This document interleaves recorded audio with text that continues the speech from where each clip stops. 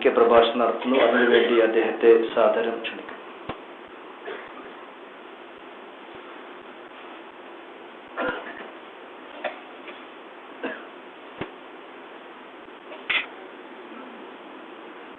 السلام عليكم ورحمة الله وبركاته.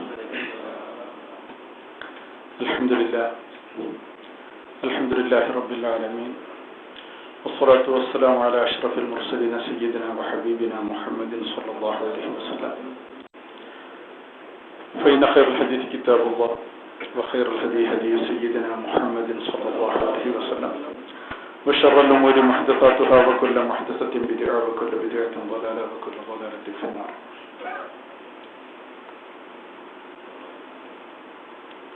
ആദരണീയരായ സയ്യിദ് അസ്ലം തങ്ങൾ, സയ്യിദ് ഉബൈദുള്ള തങ്ങൾ, മറ്റു വേദിയിലെ ഉലമാക്കളെ, നേതാക്കളെ, ജിദ്ദ ഇസ്ലാമിക് സെന്ററിൻ്റെ അഥവാ ജിദ്ദ SVSൻ്റെയും സമസ്ത കേരള ഇസ്ലാമിക് സെന്ററിൻ്റെയും സാരഥികളും പ്രവർത്തകരുമായ പ്രിയപ്പെട്ട ജ്യേഷ്ഠാനുജന്മാരെ, അള്ളാഹുവിന്റെ അതിമഹത്തായ ഒരു അനുഗ്രഹമാണ്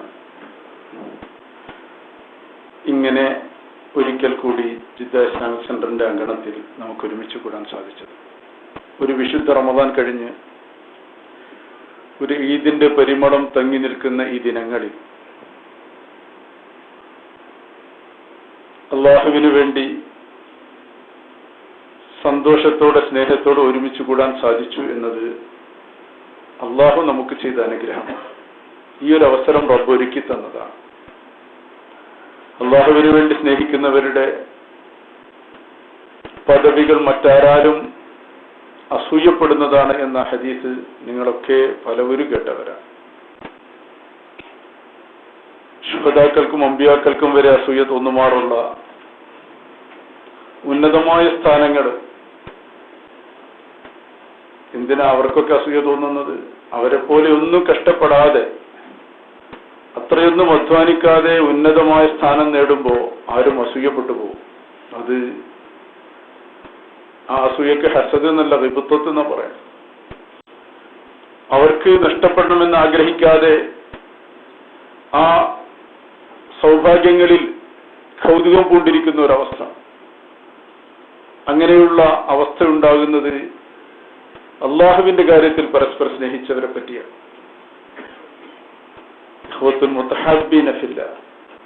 അള്ളാഹുവിന്റെ കാര്യത്തിലായി മറ്റു താല്പര്യങ്ങളില്ലാതെ റബ്ബിനു വേണ്ടി പരസ്പരം സ്നേഹിക്കാൻ സാധിക്കുക. അർശിന്റെ തണലും അള്ളാഹു നൽകുന്നതിൽ ഒരു വിഭാഗം അവരാണല്ലോ. റജുലാനി തഹാബ്ബാ ഫില്ലാഹി ഇജ്തമഅ അലൈഹി വതഫറഖ അലൈഹി.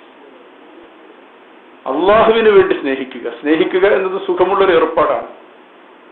പക്ഷെ അതിന് മറ്റു താല്പര്യങ്ങൾ ഉണ്ടാകുമ്പോൾ സ്നേഹം വിശുദ്ധിയിൽ നിന്ന് അവിശുദ്ധിയിലേക്ക് മാറുകയാണ്.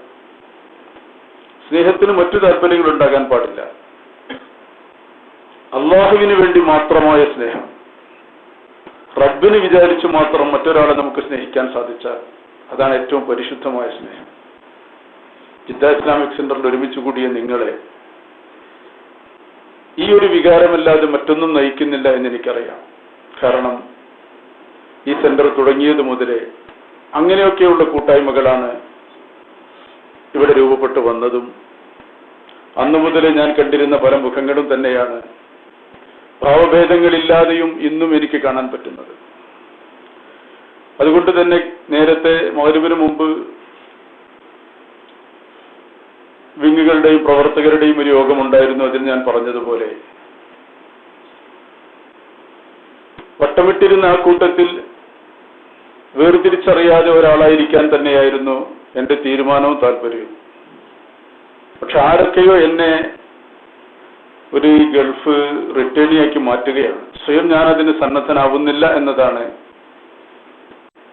എന്റെ മനസ്സ് നിങ്ങളുടെ മുമ്പിൽ സമർപ്പിക്കുന്നത്. അതുകൊണ്ട് തന്നെ ആ നാട്ടിൽ ചെന്നിട്ടും മറ്റൊരു ജോലിക്ക് പോകാൻ മനസ്സ് കൂട്ടാക്കുന്നില്ല. അതൊക്കെയും ഞാൻ ഗൾഫിൽ നിന്ന് തിരിച്ചു വന്നു എന്ന ഒരു ബോധ്യത്തിന്റെ അടിവരയോ അടിക്കുറിപ്പോ ആവുമെന്നതുകൊണ്ട് തന്നെ ഞാൻ നിങ്ങളോടൊപ്പമുണ്ട് എപ്പോഴും. ഇടയ്ക്കിടെ ഇവിടെ വരാറുണ്ട്, കാണാറുണ്ട്, സംസാരിക്കാറുണ്ട്. എന്തിനാണ് നിങ്ങൾ എന്നെ അങ്ങനെ വകഞ്ഞു മാറ്റുന്നത് എന്ന് എനിക്കറിഞ്ഞുകൂടാ. നബി സല്ലല്ലാഹു അലൈഹി വസല്ലം തങ്ങൾ പറഞ്ഞു, ലൗലൽ ഹിജ്റത്തു ലകുൻതും റഅൻ മിനൽ അൻസാർ. ഹിജ്റ ഇല്ലായിരുന്നുവെങ്കിൽ ഞാൻ അൻസാരികളിൽപ്പെട്ട ഒരാളാകുമായിരുന്നു എന്ന് പറഞ്ഞതുപോലെ ഇങ്ങനെയുള്ള ചില നിയോഗങ്ങൾ, കൃത്യമായി പറഞ്ഞാൽ എൻ്റെ ഉമ്മയുടെ അടുത്ത് നിൽക്കണമെന്ന ആഗ്രഹമില്ലായിരുന്നെങ്കിൽ ഈ ജിദ്ദ വിട്ടുപോകാൻ എനിക്ക് മറ്റൊരു ന്യായങ്ങളുമില്ല. പക്ഷെ അപ്പോഴും ഹറമുകൾ മാടി പിടിക്കുമ്പോൾ, ഈ അനുഭവങ്ങൾ മനസ്സിന്റെ നിരന്തരമായ ചോദനയാകുമ്പോൾ, കടന്നു പോകാൻ കഴിയാത്ത വികാരങ്ങളോടെ വീണ്ടും നമുക്ക് കടന്നു വരാനുള്ള ഈ ഭൂമി ഇതിലേക്ക് വരുമ്പോൾ, പിന്നെയും ഈ ഇടത്താവളത്തിൽ വന്ന് നിങ്ങളെ കാണുമ്പോൾ, നിങ്ങൾ എന്നെ ഇവിടെ നിന്ന് കടന്നുപോയ ഒരാളായി കാണുമ്പോൾ, അപ്പോഴും മക്ക വിട്ടുപോകുമ്പോൾ നബി സല്ലല്ലാഹു അലൈഹി വസല്ലം തങ്ങൾ പറഞ്ഞതുപോലെ പറയേണ്ടി വരുമോ എന്ന് തോന്നുകയാണ്. ലൗലാ ഖൗമുകി അഖ്റജൂനി, പ്രിയപ്പെട്ട മക്ക, നീയാണ് എനിക്ക് ഏറ്റവും പ്രിയപ്പെട്ട ഭൂമി. പക്ഷെ നിന്റെ ജനത എന്നെ പുറത്താക്കിയിരുന്നില്ലെങ്കിൽ മാ ഖറജ്തു, ഞാൻ പോകുമായിരുന്നില്ല എന്ന് പറയേണ്ട വിധം വൈകാരികമായ ഒരടുപ്പം ജിദ്ദയിലെ ഇസ്ലാമിക് സെന്ററിന്റെ പ്രവർത്തകരുമായി മാനസികമായൊരടുപ്പം സ്വാഭാവികമായി ഉണ്ടായിത്തീരുകയാണ്. ഞാൻ പറഞ്ഞു വന്നത് അള്ളാഹുവിന് വേണ്ടി അല്ലെങ്കിൽ പിന്നെ എന്തിനു വേണ്ടിയാ നമ്മൾ അറിഞ്ഞതും കണ്ടതും? നിങ്ങൾ ഈ കാണിക്കുന്ന ആദരവുകളോ അംഗീകാരങ്ങളോ ഒക്കെ ഒന്നും അർഹിക്കുന്നില്ല എന്ന തിരിച്ചറിവോടുകൂടി, ഒന്നുമില്ലല്ലോ, നിങ്ങൾക്കറിയാമല്ലോ. ഈ വേദിയിൽ കസേരയിൽ നിന്ന് ഇറങ്ങിയിരിക്കാനല്ലാതെ കസേരയിൽ പോലും ഇരിക്കാൻ അർഹതയില്ലാത്ത എന്നെ നിങ്ങൾ എന്തിനാണ് പിന്നെയും ഇങ്ങനെ ഒരു പ്രഭാഷകൻ, മറ്റൊന്നുമല്ലല്ലോ, ഞാനൊന്നുമല്ല. പക്ഷെ ഒരു സ്നേഹം, മനസ്സിന്റെ ഒരു സ്നേഹം. ഈ ഇസ്ലാമിക് സെന്ററിന്റെ ഒരുപാട് നാടുകളിലെ കാലഘട്ടങ്ങളിൽ ഇവിടെ ഉസ്മാൻ സാഹിബ് പറഞ്ഞതുപോലെ കാലങ്ങളൊക്കെ ഒരുപാട് മാറിപ്പോയി, രീതികൾ മാറി, ടെക്നോളജികളിൽ ഒരുപാട് മാറ്റങ്ങൾ വന്നു. ഇവിടെ ഒരു കാലത്ത് ഖുർആൻ ക്ലാസ്സിന് വേണ്ടി ഒരു ടച്ച് സ്ക്രീൻ എന്നത് എൻ്റെ ഒരു സ്വപ്നമായിരുന്നു. അന്ന് ടച്ച് സ്ക്രീൻ ഉണ്ടായിരുന്നില്ല. അന്ന് ഇന്നത്തെ പോലെ മൊബൈൽ പോയിട്ട് ടച്ച് സ്ക്രീനുകളുള്ള കമ്പ്യൂട്ടറുകളോ അല്ലെങ്കിൽ ടാബുകളോ ഉണ്ടായിരുന്നില്ല. എന്നിട്ട് ആകെ ഉണ്ടായിരുന്നത് കമ്പ്യൂട്ടറിന്റെ ഒരു സ്ക്രീനുകളിൽ ചിലത് ടച്ച് സ്ക്രീനായിട്ട്, ലാപ്ടോപ്പിൽ ടച്ച് സ്ക്രീൻ വരുന്നില്ല, മറിച്ച് സ്വന്തം സ്ക്രീനിൽ ചില അപൂർവം ചില അങ്ങനെ HP പോലുള്ള ചില കമ്പനികൾ ഇറക്കിയ അത് തേടിപ്പിടിച്ച് കൊണ്ടുവന്ന് ഉള്ള കമ്പ്യൂട്ടറിലെ ഡെസ്ക്ടോപ്പിൽ ഫിറ്റ് ചെയ്ത് എന്നിട്ട് ഇവിടെയൊക്കെ പാടെ വെച്ച് അതുകൊണ്ട് ഇങ്ങനെ ഓരോ പേജുകൾ മറിച്ച് സൗകര്യത്തിന് അങ്ങനെ ക്ലാസ് എടുക്കാവുന്ന എല്ലാ ടെക്നോളജി, അന്നത്തെ ടെക്നോളജി നമ്മൾ ഉപയോഗപ്പെടുത്താൻ ശ്രമിച്ചിരുന്നു. പക്ഷെ ഞാൻ ആലോചിച്ചു പോകുന്ന അതല്ല, ഇന്ന് ഒന്നും വേണ്ട ഒരു മൊബൈല്. ഇപ്പോ അൽഹംദുലില്ലാഹ് ഇവിടെ തുടങ്ങിയ ക്ലാസ് അതുമാത്രമാണ് എൻ്റെ ജീവിതത്തിൽ എനിക്ക് നിലനിർത്താൻ പറ്റുന്ന ഒരു കാര്യം. നാട്ടിൽ എല്ലാ ഞായറാഴ്ചയും രാവിലെ ക്ലാസ് എടുക്കാറുണ്ട്, ഖുർആൻ ക്ലാസ്. ജിദ്ദ ഇസ്ലാമിക് സെന്റർ തുടങ്ങിയ ക്ലാസ് അതാണ് നിലനിൽക്കുന്ന ഒരേ ഒരു ബാക്കി നിൽക്കുന്ന ഒരു സംഗതി, ഇതിന്റെ തുടർച്ച. ഇപ്പോ ഇവിടെ ഐപാഡാണ്. ഞാൻ ആലോചിക്കുകയാണ്, അന്ന് എന്തെല്ലാം പ്രയാസമായിരുന്നു. വലിയൊരു ഡെസ്ക്ടോപ്പ്, പിന്നെ അതിന്റെ മൗസ്, ഇതൊന്നും വേണ്ട, വെറുതെ ഇങ്ങനെ മറച്ചിട്ടാൽ ഏത് പേജുകളും മറഞ്ഞു പോകുന്ന ഏത് സംവിധാനങ്ങളുമുള്ള ഒരു ലോകത്ത്.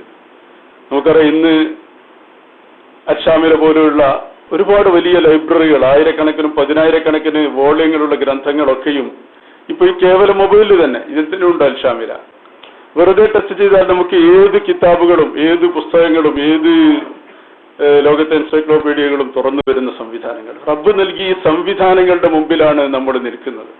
ഞാനിവിടെ തന്നെ പണ്ടെപ്പോഴും സൂചിപ്പിച്ചിട്ടുണ്ട് എന്ന് തോന്നുന്നു.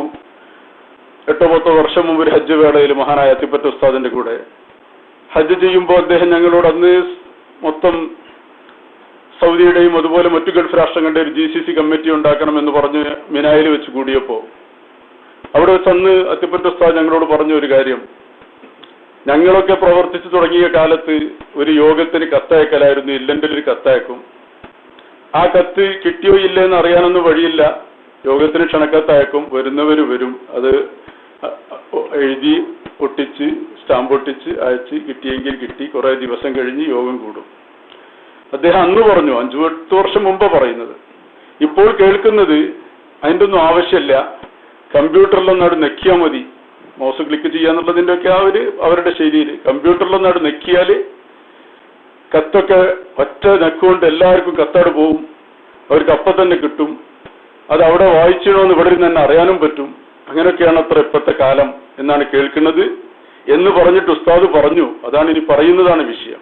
ഉസ്താദ് പറഞ്ഞു, ഞങ്ങളോട് റബ്ബ് ചോദിക്കുക ഞങ്ങളുടെ കാലത്തെ സൗകര്യങ്ങളെ പറ്റിയാണ്, നിങ്ങളോട് ചോദിക്കുക ഈ സൗകര്യങ്ങൾ നിങ്ങൾ എങ്ങനെ ഉപയോഗപ്പെടുത്തി എന്നതാണ്. ഈ സൗകര്യം എന്ന് ഞാൻ പറഞ്ഞത് ഇലക്ട്രോണിക് സൗകര്യം എന്ന അർത്ഥത്തിലല്ല, ഇഷാറത്തിന്റെ ഈ ആണ്. അപ്പോ നമ്മൾ അവിടുന്ന് കുറെ പോന്നു. ഇന്നിപ്പോ ഇമെയിലുകളും വേണ്ടതില്ല. ഇമെയിലൊക്കെ ഒരു ഭാരമായി പോയി. ഒരു കാലത്ത് ഇതൊക്കെ വലിയ വിപ്ലവമായിരുന്നു. ഇന്ന് ആർക്കും അതിനൊക്കെ സമയം, ആരാ മെയിൽ തുറക്കുന്നത്? മെയിലൊന്നും തുറക്കാൻ സമയമല്ല, എല്ലാം വാട്സപ്പിൽ ഇങ്ങനെ വന്ന് നിൽക്കുകയാണ്. ഒരു പൈസ പോലും ചെലവില്ലാതെ. നെറ്റ് എല്ലായിടത്തും ഫ്രീ ആണ്. ഹോട്ട്സ്പോട്ടുകളും വൈഫൈകളും സംവിധാനങ്ങൾ മുഴുവൻ മുമ്പിൽ. വേണ്ടെന്ന് തോന്നിയാലും വാർത്തകളും വിശേഷങ്ങളും വന്നുകൊണ്ട് മൊബൈലുകളിൽ നിറഞ്ഞു നിൽക്കുന്ന കാലം. റബ്ബ് നമ്മളോട് ചോദിക്കുക ഇതിനെപ്പറ്റിയൊക്കെയാണ്. വരും തലമുറയോട് ഇതിനേക്കാൾ അഡ്വാൻസ്ഡ് ടെക്നോളജി ആയിരിക്കാം അവർക്ക്. ഓരോ അനുഗ്രഹങ്ങളും ഉപയോഗിക്കാനുള്ളത് തന്നെയാണ്. ഖുൽ മൻ ഹറമ സീനത്തല്ലാഹി അല്ലതി അഖ്റജ ലിഇബാദിഹി വത്തയ്യിബാതി മിനർ റിസ്ഖ്. അല്ലാഹു തആല നബി സല്ലല്ലാഹു അലൈഹി വസല്ലം തങ്ങളോട് ചോദിക്കുന്നത് തന്നെ, പറയുന്നത് തന്നെ ഖുൽ നബിയെ തങ്ങൾ പ്രഖ്യാപിക്കണമെന്നാണ്. മൻ ഹറമ സീനത്തല്ലാഹ്, ആരാണ് അല്ലാഹുവിന്റെ അലങ്കാരങ്ങളെ നിഷേധിക്കാൻ പോയത്? ആരാണ് അല്ലാഹുവിന്റെ സീനത്തുകളെ, അലങ്കാരങ്ങളെ ഹറാമാക്കിയത്? അല്ലതി അഖ്റജ ലിഇബാദിഹി, അവന്റെ അടിമകൾക്ക് വേണ്ടി അവൻ പുറപ്പെടുവിച്ച, റബ്ബ് നമുക്ക് വേണ്ടി അവന്റെ അടിമകൾക്ക് വേണ്ടി ഉണ്ടാക്കി തന്നതാണ് ഈ സംവിധാനങ്ങളും ഈ അലങ്കാരങ്ങളും ഒക്കെ. അത് അള്ളാഹു നിഷേധിച്ചിട്ടില്ല, ഹറാമാക്കിയിട്ടില്ല. വത്തയ്യിബാതി മിനർ റിസ്ഖ്, നല്ല ഭക്ഷണങ്ങളും. ഖുൽ ഹിയ ലില്ലദീന ആമനു, അത് സത്യവിശ്വാസികൾക്കുള്ളതാണ്. ദുനിയാവിലും ഖാലിസത യൗമൽ ഖിയാമ, ഖിയാമത്ത് നാളിലവർക്ക് മാത്രവും. മുഅ്മിനീങ്ങൾക്ക് ദുനിയാവിലുണ്ട്, മുഅ്മിനീങ്ങളല്ലാത്തവർക്കുമുണ്ട്. പക്ഷേ ആഖിറത്തിലെത്തുമ്പോൾ മുഅ്മിനീങ്ങൾക്ക് മാത്രവുമാണ്. മഹാനായ ഹസൻ റളിയല്ലാഹു അൻഹു ഒക്കെ വളരെ ഭംഗിയോടെ ജീവിച്ച അതിസുന്ദരനായ, എന്നാൽ ആ സൗന്ദര്യത്തോടൊപ്പം വേഷവിധാനങ്ങളിലൊക്കെ നല്ല പകിട്ടോട് കൂടി ജീവിച്ച ആളാണ്. അദ്ദേഹത്തോട് ഏതോ വളരെ കഷ്ടപ്പെടുന്ന ഒരു കാഫിർ, വളരെ ദരിദ്രനായ, ഒരു ഗതിയുമില്ലാത്ത ഒരു കാഫിറായ മനുഷ്യൻ ചോദിച്ചു അത്രേ, നിങ്ങളല്ലേ പറയാറുള്ളത് ദുനിയാവ് നിങ്ങൾക്ക് ജയിലും കാഫിറിന് സ്വർഗവുമാണ്, ഇവിടെ നിങ്ങൾക്ക് തന്നെ സ്വർഗം കാണുന്നത്, ഞങ്ങൾക്ക് ഇവിടെ കഷ്ടപ്പാടാണ് എന്ന് പറഞ്ഞപ്പോ ഹസൻ റളിയല്ലാഹു അൻഹു അദ്ദേഹത്തോട് മറുപടി പറഞ്ഞു അത്രേ, ഞങ്ങൾക്ക് ആഖിറത്തിൽ ലഭിക്കാൻ പോകുന്ന സ്വർഗത്തെ അപേക്ഷിച്ച് നോക്കുമ്പോൾ ഈ സൗകര്യങ്ങളൊക്കെയും ജയിലറ തന്നെയാണ്. നിങ്ങൾക്ക് ആഖിറത്തിൽ കിട്ടാൻ പോകുന്ന നരകത്തെ അപേക്ഷിച്ച് നോക്കുമ്പോൾ ഇത് തന്നെയാ സ്വർഗം. ഇന്ന് നിങ്ങൾക്ക് ഇവിടെ അനുഭവിക്കാൻ പറ്റുന്നത് നിങ്ങൾക്ക് സ്വർഗമാണ്. ഈ ഒരു വ്യത്യാസം, ദുനിയാവിൽ സൗകര്യങ്ങൾ വേണ്ട എന്നതല്ല, ദുനിയാവിലെ ടെക്നോളജികൾ ഉപയോഗിക്കേണ്ട എന്നതല്ല. പക്ഷെ അതൊക്കെയും എന്തിനായിരിക്കണം? എന്തിനായിരുന്നു അവർ ഇതൊക്കെ ഉപയോഗിച്ചിരുന്നത്? ഈ സൗകര്യങ്ങളൊക്കെയും അള്ളാന്റെ ദീനിന് വേണ്ടി ഉപയോഗിക്കുക, റബ്ബിന് പൊരുത്തപ്പെട്ട രീതിയിൽ മാത്രം ഉപയോഗിക്കുക. അതല്ലാതെ ജീവിതത്തിന്റെ ആഡംബരങ്ങളും അലങ്കാരങ്ങളും മാത്രമാണ് ഒരാളുടെ ദൃഷ്ടിപഥത്തിൽ എപ്പോഴുമെങ്കിൽ അവരോടാണ് അല്ലാഹു തആല നബി സല്ലല്ലാഹു അലൈഹി വസല്ലമ തങ്ങളോട് തന്നെ ആവശ്യപ്പെട്ട് അവർക്ക് പഠിപ്പിക്കാൻ വേണ്ടി വസ്ബിർ നഫ്സക മഅല്ലദീന യദ്ഉന റബ്ബഹും ബിൽ ഗദാതി വൽ അശി യുരീദൂന വജ്ഹഹു വലാ തഅദു ഐനാക അൻഹും തുരീദു സീനത്തൽ ഹയാത്തി ദുനിയ വലാ തഅദു ഐനാക അൻഹും. രാവും പകലുമൊക്കെ അല്ലെങ്കിൽ രാവിലെയും വൈകുന്നേരങ്ങളിലുമൊക്കെ അള്ളാഹുവിന്റെ ഇബാദത്തിലായി പള്ളികളിലും അതുപോലെ ആരാധനാലയങ്ങളും കഴിയുന്ന ആളുകളോടൊപ്പം വസ്ബിർ നഫ്സക, നബിയെ തങ്ങളുടെ നഫ്സിനെ തങ്ങൾ ക്ഷമിപ്പിച്ചു നിർത്തണമെന്നാ പറഞ്ഞത്. ക്ഷമിപ്പിച്ചു നിർത്തണം. കുറച്ച് പ്രയാസം ഉണ്ടാവും ഇതിന്. കഴിഞ്ഞ ഒരു മാസക്കാലം എന്തൊക്കെ പറഞ്ഞാലും പള്ളി അങ്കണങ്ങളിൽ രാവും പകലുമൊക്കെ അള്ളാഹുവിന്റെ വിശുദ്ധ കലാമ് പാരായണം ചെയ്തു അള്ളാഹുവിന്റെ ഇബാദത്തിലുമായി മുഴുകിക്കഴിഞ്ഞപ്പോ അത് മനസ്സിന് വലിയ ആനന്ദം നൽകുന്നു. പക്ഷെ ശരീരത്തിന് അതിൻ്റെതായ ക്ഷമ വേണ്ടിയിരുന്നു. ആ ഒരു ക്ഷമയാണ് അല്ലാഹു നബി സല്ലല്ലാഹു അലൈഹി വസല്ലം തങ്ങളോട് ആവശ്യപ്പെടുന്നത്. എന്നിട്ട് പറഞ്ഞു വലാ തഅദു ഐനാക അൻഹും, നബിയെ തങ്ങളുടെ രണ്ട് കണ്ണും അവരെ തൊട്ട് അങ്ങനെ കഴിഞ്ഞുകൂടുന്ന ആളുകളിൽ നിന്ന് തെറ്റിപ്പോകരുത്. തുരീദു സീനത്തൽ ഹയാത്തി ദുനിയ, ഭൗതിക ജീവിതത്തിന്റെ അലങ്കാരങ്ങളെ ഉദ്ദേശിച്ചുകൊണ്ട്, ഭൗതിക ജീവിതത്തിന്റെ അലങ്കാരങ്ങൾ, സീനത്തുകൾ അത് ഉദ്ദേശിച്ച് ഇവരിൽ നിന്ന് കണ്ണ് തെറ്റരുത്. രണ്ടും ഖുർആൻ തന്നെയാണ് പഠിപ്പിക്കുന്നത്. ഒരു വശത്ത് സീനത്ത് അല്ലാഹു തആല ഹറാമാക്കിയിട്ടില്ല എന്ന് പറഞ്ഞത് റബ്ബ് തന്നെയാണ്. ആരാ ഹറാമാക്കിയെന്ന് അല്ലാഹു ചോദിക്കുന്നത്. മറുവശത്ത് അത് തന്നെ ഒരു ലക്ഷ്യമാവരുത്. സീനത്ത്, ഭൗതിക ജീവിതത്തിന്റെ ഈ അലങ്കാരങ്ങൾ മാത്രം ഒരു ലക്ഷ്യമാവുക. എപ്പോഴും അതുതന്നെ എന്താണ് എന്റെ ജീവിതത്തിൽ ഇനി എനിക്ക് സൗകര്യം ഉണ്ടാക്കാൻ പറ്റുക, എന്താണ് ഇതിലേറെ എനിക്ക് ആഡംബരങ്ങൾ ഉണ്ടാക്കാൻ പറ്റുക എന്നൊരു ചിന്തയാവരുത്. അതുമാത്രമായി അതിനുവേണ്ടി മാത്രം ജീവിതം ചെലവഴിക്കരുത്. മറിച്ച് അള്ളാഹു നൽകിയ ഈ സൗകര്യങ്ങളൊക്കെയും റബ്ബിന് വേണ്ടി തിരിച്ചു കൊടുക്കാനുള്ള സംവിധാനങ്ങൾ. ജിദ്ദ ഇസ്ലാമിക് സെന്ററിലെ പ്രവർത്തകരോട് നേരത്തെയും ഇവിടെ പലരും സൂചിപ്പിച്ചത് അതൊക്കെയാണ്. ഒരുപാട് സൗകര്യങ്ങളുണ്ട്. അൽഹംദുലില്ലാഹ്, ഈ മഹത്തായ ഓഡിറ്റോറിയം, ഇവിടെ മഹാനായ തങ്ങളിപ്പോൾ നമുക്ക് ആത്മാർത്ഥമായ ഒരു ദുആ, ഇതൊക്കെയാണ് നമ്മുടെ സമ്പാദ്യം. എത്രയെത്ര മഹാന്മാരാണ് ഇവിടെ വന്ന് നമുക്ക് വേണ്ടി പ്രാർത്ഥിച്ചു തന്നത്. മഹാനായ സയ്യിദ് മുഹമ്മദ് അലി ശിഹാബ് തങ്ങൾ ഇതിന്റെ തൊട്ടു താഴെയായിരുന്നു അന്നത്തെ ഓഡിറ്റോറിയം. ഇവിടെ സൂചിപ്പിക്കപ്പെട്ടതുപോലെ ആരാലും ശ്രദ്ധിക്കപ്പെടാതെ ഒരു ചങ്ങലയിട്ട് ഒന്നിനും പറ്റാതെ കിടന്നിരുന്ന ഒരു കെട്ടിടമായിരുന്നു. അത് അവിടുന്ന് മാറി അൽഹംദുലില്ലാഹ് അള്ളാന്റെ അനുഗ്രഹത്താൽ ഇത് സജീവമായ ദീനിന്റെ പ്രഭാഷണങ്ങളുടെയും പ്രവർത്തനങ്ങളുടെയും ഒരു സ്ഥിരകേന്ദ്രമായി മാറി. മഹാന്മാരായ ഒരുപാട് ആളുകൾ, മഹാനായ ശിഹാബ് തങ്ങളാണ് ഇതിന്റെ ഓഡിറ്റോറിയം താഴെ നിലയിൽ തുറന്നു തന്നത്. അവിടുന്ന് ഇങ്ങോട്ട് പിന്നീട് ഒരുപാട് വികസന പ്രവർത്തനങ്ങൾ ഇവിടെ നടക്കുകയുണ്ടായി. ഇതൊക്കെയും അല്ലാഹു തആല കബൂലാക്കുമാറാവട്ടെ. അതിനുവേണ്ടി കാലാകാലങ്ങളായി പ്രവർത്തിച്ച ഒരുപാട് പ്രവർത്തകർ പലരും കടന്നുപോയി.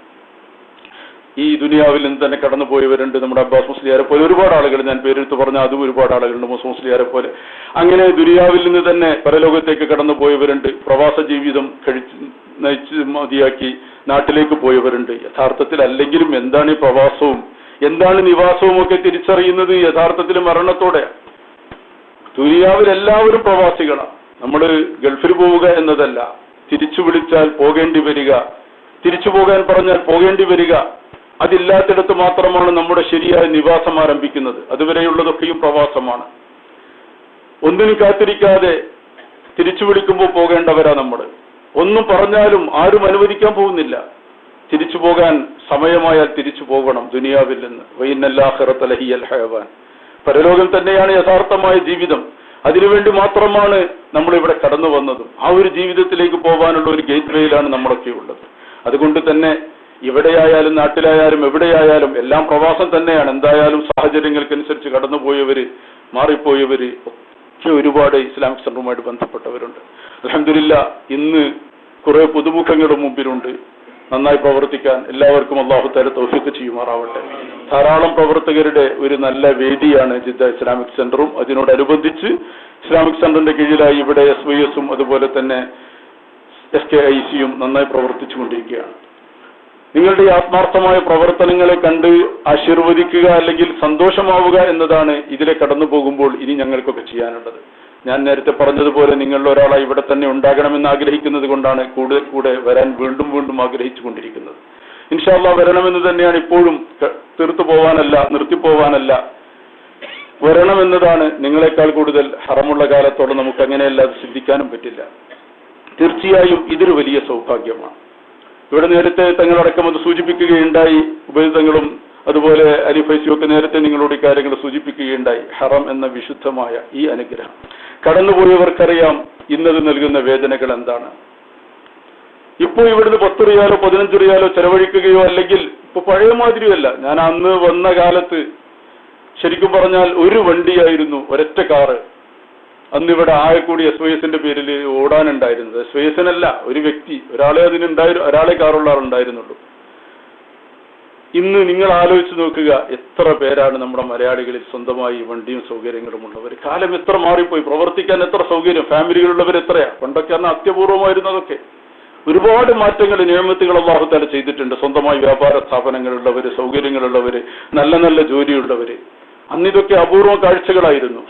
അപ്പൊ ആ ഒരു കാലഘട്ടമൊക്കെ പിന്നിട്ട് ഇന്ന് നമുക്ക്, ഞാൻ പറഞ്ഞു വന്നത് 10 റിയാലല്ല, പലർക്കും വണ്ടി തന്നെയുണ്ട് സൗകര്യത്തിന് പോകാനും വരാനും ഒക്കെ. അല്ലെങ്കിൽ 10 റിയാലിന്റെ ദൂരമേ ഹറമിലേക്കുള്ളൂ.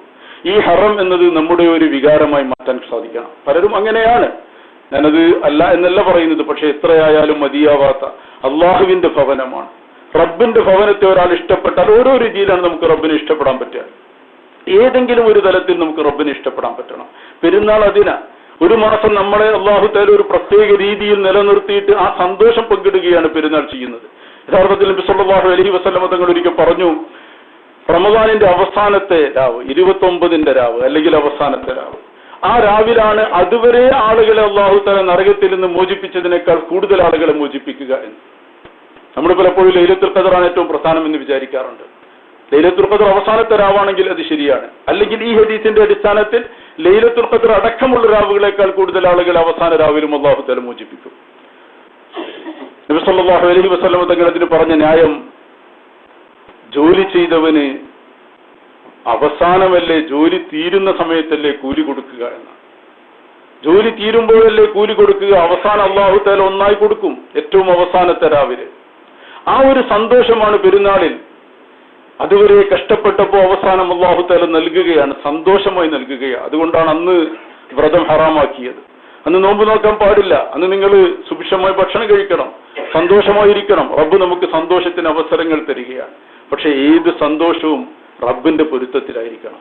അങ്ങനെ ആവുമ്പോഴേ ആ സന്തോഷത്തെ നിലനിർത്താൻ സാധിക്കുകയുള്ളൂ. നിലനിൽക്കുന്ന ഒരു സന്തോഷത്തിന് വേണ്ടിയാണ് റബ്ബ് നമ്മെ അതിന് പാകപ്പെടുത്തിയെടുക്കുക. യഥാർത്ഥത്തിൽ എന്തിനാണ് ഈ നിയന്ത്രണങ്ങളൊക്കെ? ഒരു പരീക്ഷ ഹാള്, വലിയ ഉന്നതമായ പരീക്ഷകളൊക്കെ നമ്മുടെ പലപ്പോഴും മക്കളോ അല്ലെങ്കിൽ നമ്മൾ തന്നെയും ഒക്കെ നേരിടാറുണ്ടല്ലോ. വലിയ പരീക്ഷകൾ, പരീക്ഷ ഹാളിൽ 2 മണിക്കൂർ അല്ലെങ്കിൽ 3 മണിക്കൂർ നിയന്ത്രണങ്ങൾ ഉണ്ടാവും.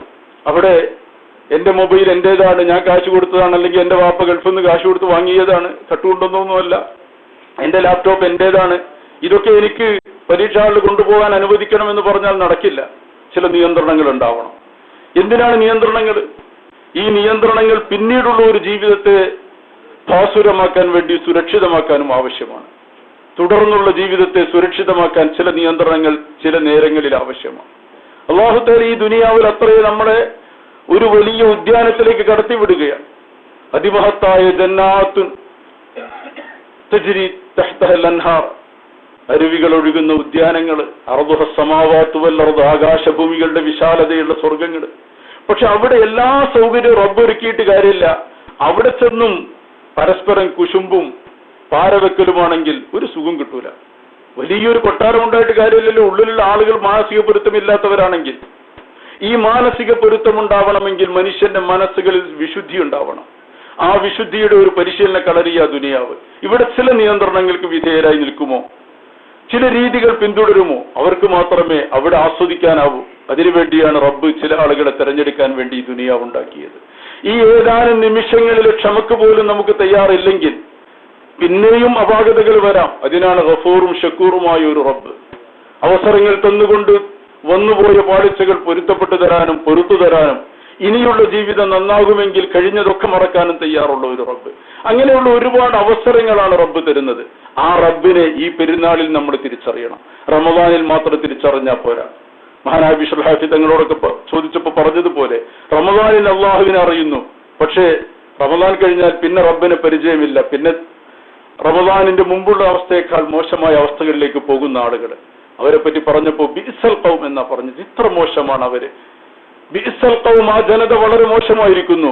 അല്ലദീന ലം യഅരിഫു റബ്ബഹും ഇല്ലാ ഫി റമദാൻ, റമദാനിലല്ലാതെ റബ്ബിനെ തിരിച്ചറിയാൻ പറ്റാത്തവർ വളരെ മോശമാണ്. റമദാൻ എന്നത് റബ്ബിനെ നാം തിരിച്ചറിഞ്ഞുവെങ്കിൽ അതിനെ തുടർന്ന് കൊണ്ടുപോകാനുള്ള പരിശീലന കളരിയാണ്. അല്ലാതെ ഒരു അഡ്ജസ്റ്റ്മെന്റ് ദീനിലില്ല. മറ്റു മതങ്ങളെ പോലെ നമുക്കങ്ങനെ ഒരു അഡ്ജസ്റ്റ്മെന്റ് സാധ്യമല്ല. ചില നേരങ്ങളിൽ ദൈവത്തെ ചെന്ന് പ്രീതിപ്പെടുത്തി പിന്നെ എന്തുമാവാം, അങ്ങനെ പ്രീതിപ്പെടുന്ന ഒരു റബ്ബല്ല. അള്ളാഹു നമ്മെ സ്വീകരിക്കും. എത്ര തെറ്റ് ചെയ്തവനെ സ്വീകരിക്കാൻ തയ്യാറുള്ള റബ്ബ്. പക്ഷേ റബ്ബിലേക്ക് തിരിച്ചു നടക്കുന്ന ഒരു മനസ്സ് വേണം. അള്ളാഹുത്തർ എത്രയോ അങ്ങനെയൊക്കെയാ പറഞ്ഞത്. റബ്ബ് നമ്മളോട് പറഞ്ഞു ഒരിക്കലും നിരാശരാവരുത് എന്ന് പറയണമെന്ന്. പ്രവാചകർ സ്വല്ലല്ലാഹു അലൈഹി വസല്ലമ തങ്ങളോട് പറഞ്ഞു, ഖുൽ യാ ഇബാദിയല്ലദീന അസ്റഫു അലാ അൻഫുസിഹിം, സ്വയം എത്ര തന്നെ തെറ്റ് ചെയ്താലും എങ്ങനെയൊക്കെ കടന്നുപോയാലും ഏതൊക്കെ വഴികളിലൂടെ നിങ്ങൾ സഞ്ചരിച്ചാലും എന്റെ അടിമകളെ, അവരോട് നബിയെ തങ്ങൾ പറയണം, ലാ തഖ്നതു മിർ റഹ്മത്തില്ല, അള്ളാഹുവിന്റെ റഹ്മത്തിനെ തൊട്ട് ആശ മുറിയേണ്ട, റബ്ബിന്റെ റഹ്മത്തിനെ പറ്റി നിരാശരാവേണ്ടതില്ല. ഇന്നല്ലാഹ യഗ്ഫിറു ദുനൂബ ജമീഅ, അള്ളാഹു മുഴുവൻ ദോഷങ്ങളും പൊറുക്കും. ഒന്നും ഒഴിവാക്കാതെ അള്ളാഹ് പറഞ്ഞത് എല്ലാ ദോഷവും റബ്ബ് പൊറുക്കുമെന്ന്. സകല ദോഷങ്ങളും പുറത്തു തരുന്ന ഒരു റബ്ബ്. എന്നിട്ട് അള്ളാഹു തആല പറഞ്ഞു, ആ റബ്ബ് എല്ലാ ദോഷങ്ങളും പൊറുക്കുന്നവരാണ്. ഇന്നല്ലാഹ യഗ്ഫിറു ദുനൂബ ജമീഅ, മുഴുവൻ ദോഷങ്ങളും അള്ളാഹു തആല പൊറുക്കുമെന്ന് പറഞ്ഞിട്ട് ഉടനെ അള്ളാഹു തആല അടുത്ത ആയത്തിൽ പറയുന്നത്, അനീബു ഇലാ റബ്ബിക്കും വഅസ്ലിമൂ ലഹു, ആ റബ്ബിലേക്ക് നിങ്ങൾ തിരിച്ചു നടക്കണം. ഇതൊരു ധൈര്യത്തിന്റെ, എന്റെ റബ്ബ് എല്ലാ ദോഷവും പൊറുക്കുന്നവനാണ്, അതുകൊണ്ട് എനിക്ക് നിയോഗം ദോഷം ചെയ്യാനാ, പൊറുക്കാൻ ഒരു റബ്ബുമുണ്ട് എന്ന ധൈര്യത്തിനല്ല, മറിച്ച് ആ ഒരു തീരുമാനം, റബ്ബിന്റെ തീരുമാനവും പ്രഖ്യാപനവും വഅനീബു ഇലാ റബ്ബിക്കും എന്നത് സ്വീകരിക്കാനാവണം. റബ്ബിലേക്ക് തിരിച്ചു നടക്കാൻ, ആ റബ്ബിലേക്ക് നാം തിരിച്ചു നടക്കണം. അത് റബ്ബിന് ഏറ്റവും ഇഷ്ടമുള്ള സംഗതിയാണ്. ഒരു ഉമ്മ ഒരു കുട്ടി തെറ്റു ചെയ്തു പോയാൽ എത്ര കണ്ട് ആ കുട്ടി തിരിച്ചു വരണമെന്ന് ആഗ്രഹിക്കുന്നുവോ, ആ കുട്ടി ഉമ്മയിലേക്ക് തിരിച്ചു വരുമ്പോൾ ആ മാതാവിന്റെ മനസ്സിൽ എത്ര സന്തോഷമുണ്ടാകുന്നുവോ, അതിനെ കണക്ക് എത്രയോ സന്തോഷത്തോടെയാണ് തെറ്റു ചെയ്ത ഒരു അടിമ തിരിച്ചു വരുമ്പോൾ റബ്ബ് സ്വീകരിക്കുക എന്നും നബി സല്ലല്ലാഹു അലൈഹി വസല്ലം തങ്ങളെ നമ്മെ പഠിപ്പിച്ചു.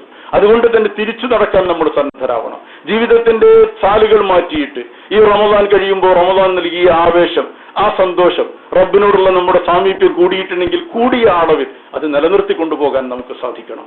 റബ്ബിനോട് ഏതെങ്കിലും അർത്ഥത്തിൽ ബന്ധങ്ങൾ ഉണ്ടാവണമെന്നാണ് ഞാൻ പറഞ്ഞു തുടങ്ങിയിരുന്നത്. എല്ലാ തലത്തിലും റബ്ബിനോട് ബന്ധമുണ്ടാക്കാൻ എല്ലാവർക്കും ആയിക്കൊള്ളണമെന്നില്ല. അതൊക്കെ ചില സൗഭാഗ്യവാന്മാർക്ക് മാത്രം. പക്ഷെ ഏതെങ്കിലും ഒരു തലത്തിൽ, നിങ്ങൾ കണ്ടില്ലേ ഒരു സഹാബി നബി സല്ലല്ലാഹു അലൈഹി വസല്ലമ തങ്ങളുടെ കാലത്ത് ഖുബാ പള്ളിയിൽ ഇമാമത്ത് നിന്നിരുന്ന ഒരു സഹാബി, ചെറിയ ആളായിരിക്കില്ലല്ലോ, കൂലിക്ക് ഇമാമത്ത് നിൽക്കുന്ന ഏർപ്പാട് വന്നില്ലല്ലോ. ആരാ ഇമാമ്? അവരിൽ ഏറ്റവും അക്റഹും ലി കിതാബില്ല, അന്നത്തെ അവരിൽ ഏറ്റവും യോഗ്യനായ ആളെയാണ് അവർ ഇമാമത്ത് നിർത്തിയിരുന്നത്. ഖുബാ പള്ളിയിൽ ആദ്യമായി മസ്ജിദ് നുസ്സിസ അല തഖ്വ, തഖ്വയുടെ മേൽ ഒന്നാമത്തെ ദിവസം അടിത്തറയിടപ്പെട്ട പള്ളി എന്ന് ഖുർആൻ പറഞ്ഞത് അത് ഖുബയെ പറ്റിയും മസ്ജിദ് നബവിയെ പറ്റിയും രണ്ടിനെ പറ്റിയുമാണ് തഫ്സീറുകളുണ്ട്. ആദ്യമായി അള്ളാഹുവിന്റെ റസൂൽ സ്വല്ലല്ലാഹു അലൈഹി വസല്ലം അവിടുത്തെ ഷറഫാക്കപ്പെട്ട കൈകളെ കൊണ്ട് തറക്കല്ലിട്ട പള്ളി. ആ പള്ളിയിൽ നബി സല്ലല്ലാഹു അലൈഹി വസല്ലം തങ്ങൾ മസ്ജിദ് നബവിയിൽ ഇമാമായിരിക്കുമ്പോൾ ഇപ്പുറത്തെ ഖുബാ പള്ളിയിലെ ഇമാമായിരിക്കുന്ന ഒരു സഹാബിയാൾ എത്ര യോഗ്യനായിരിക്കും.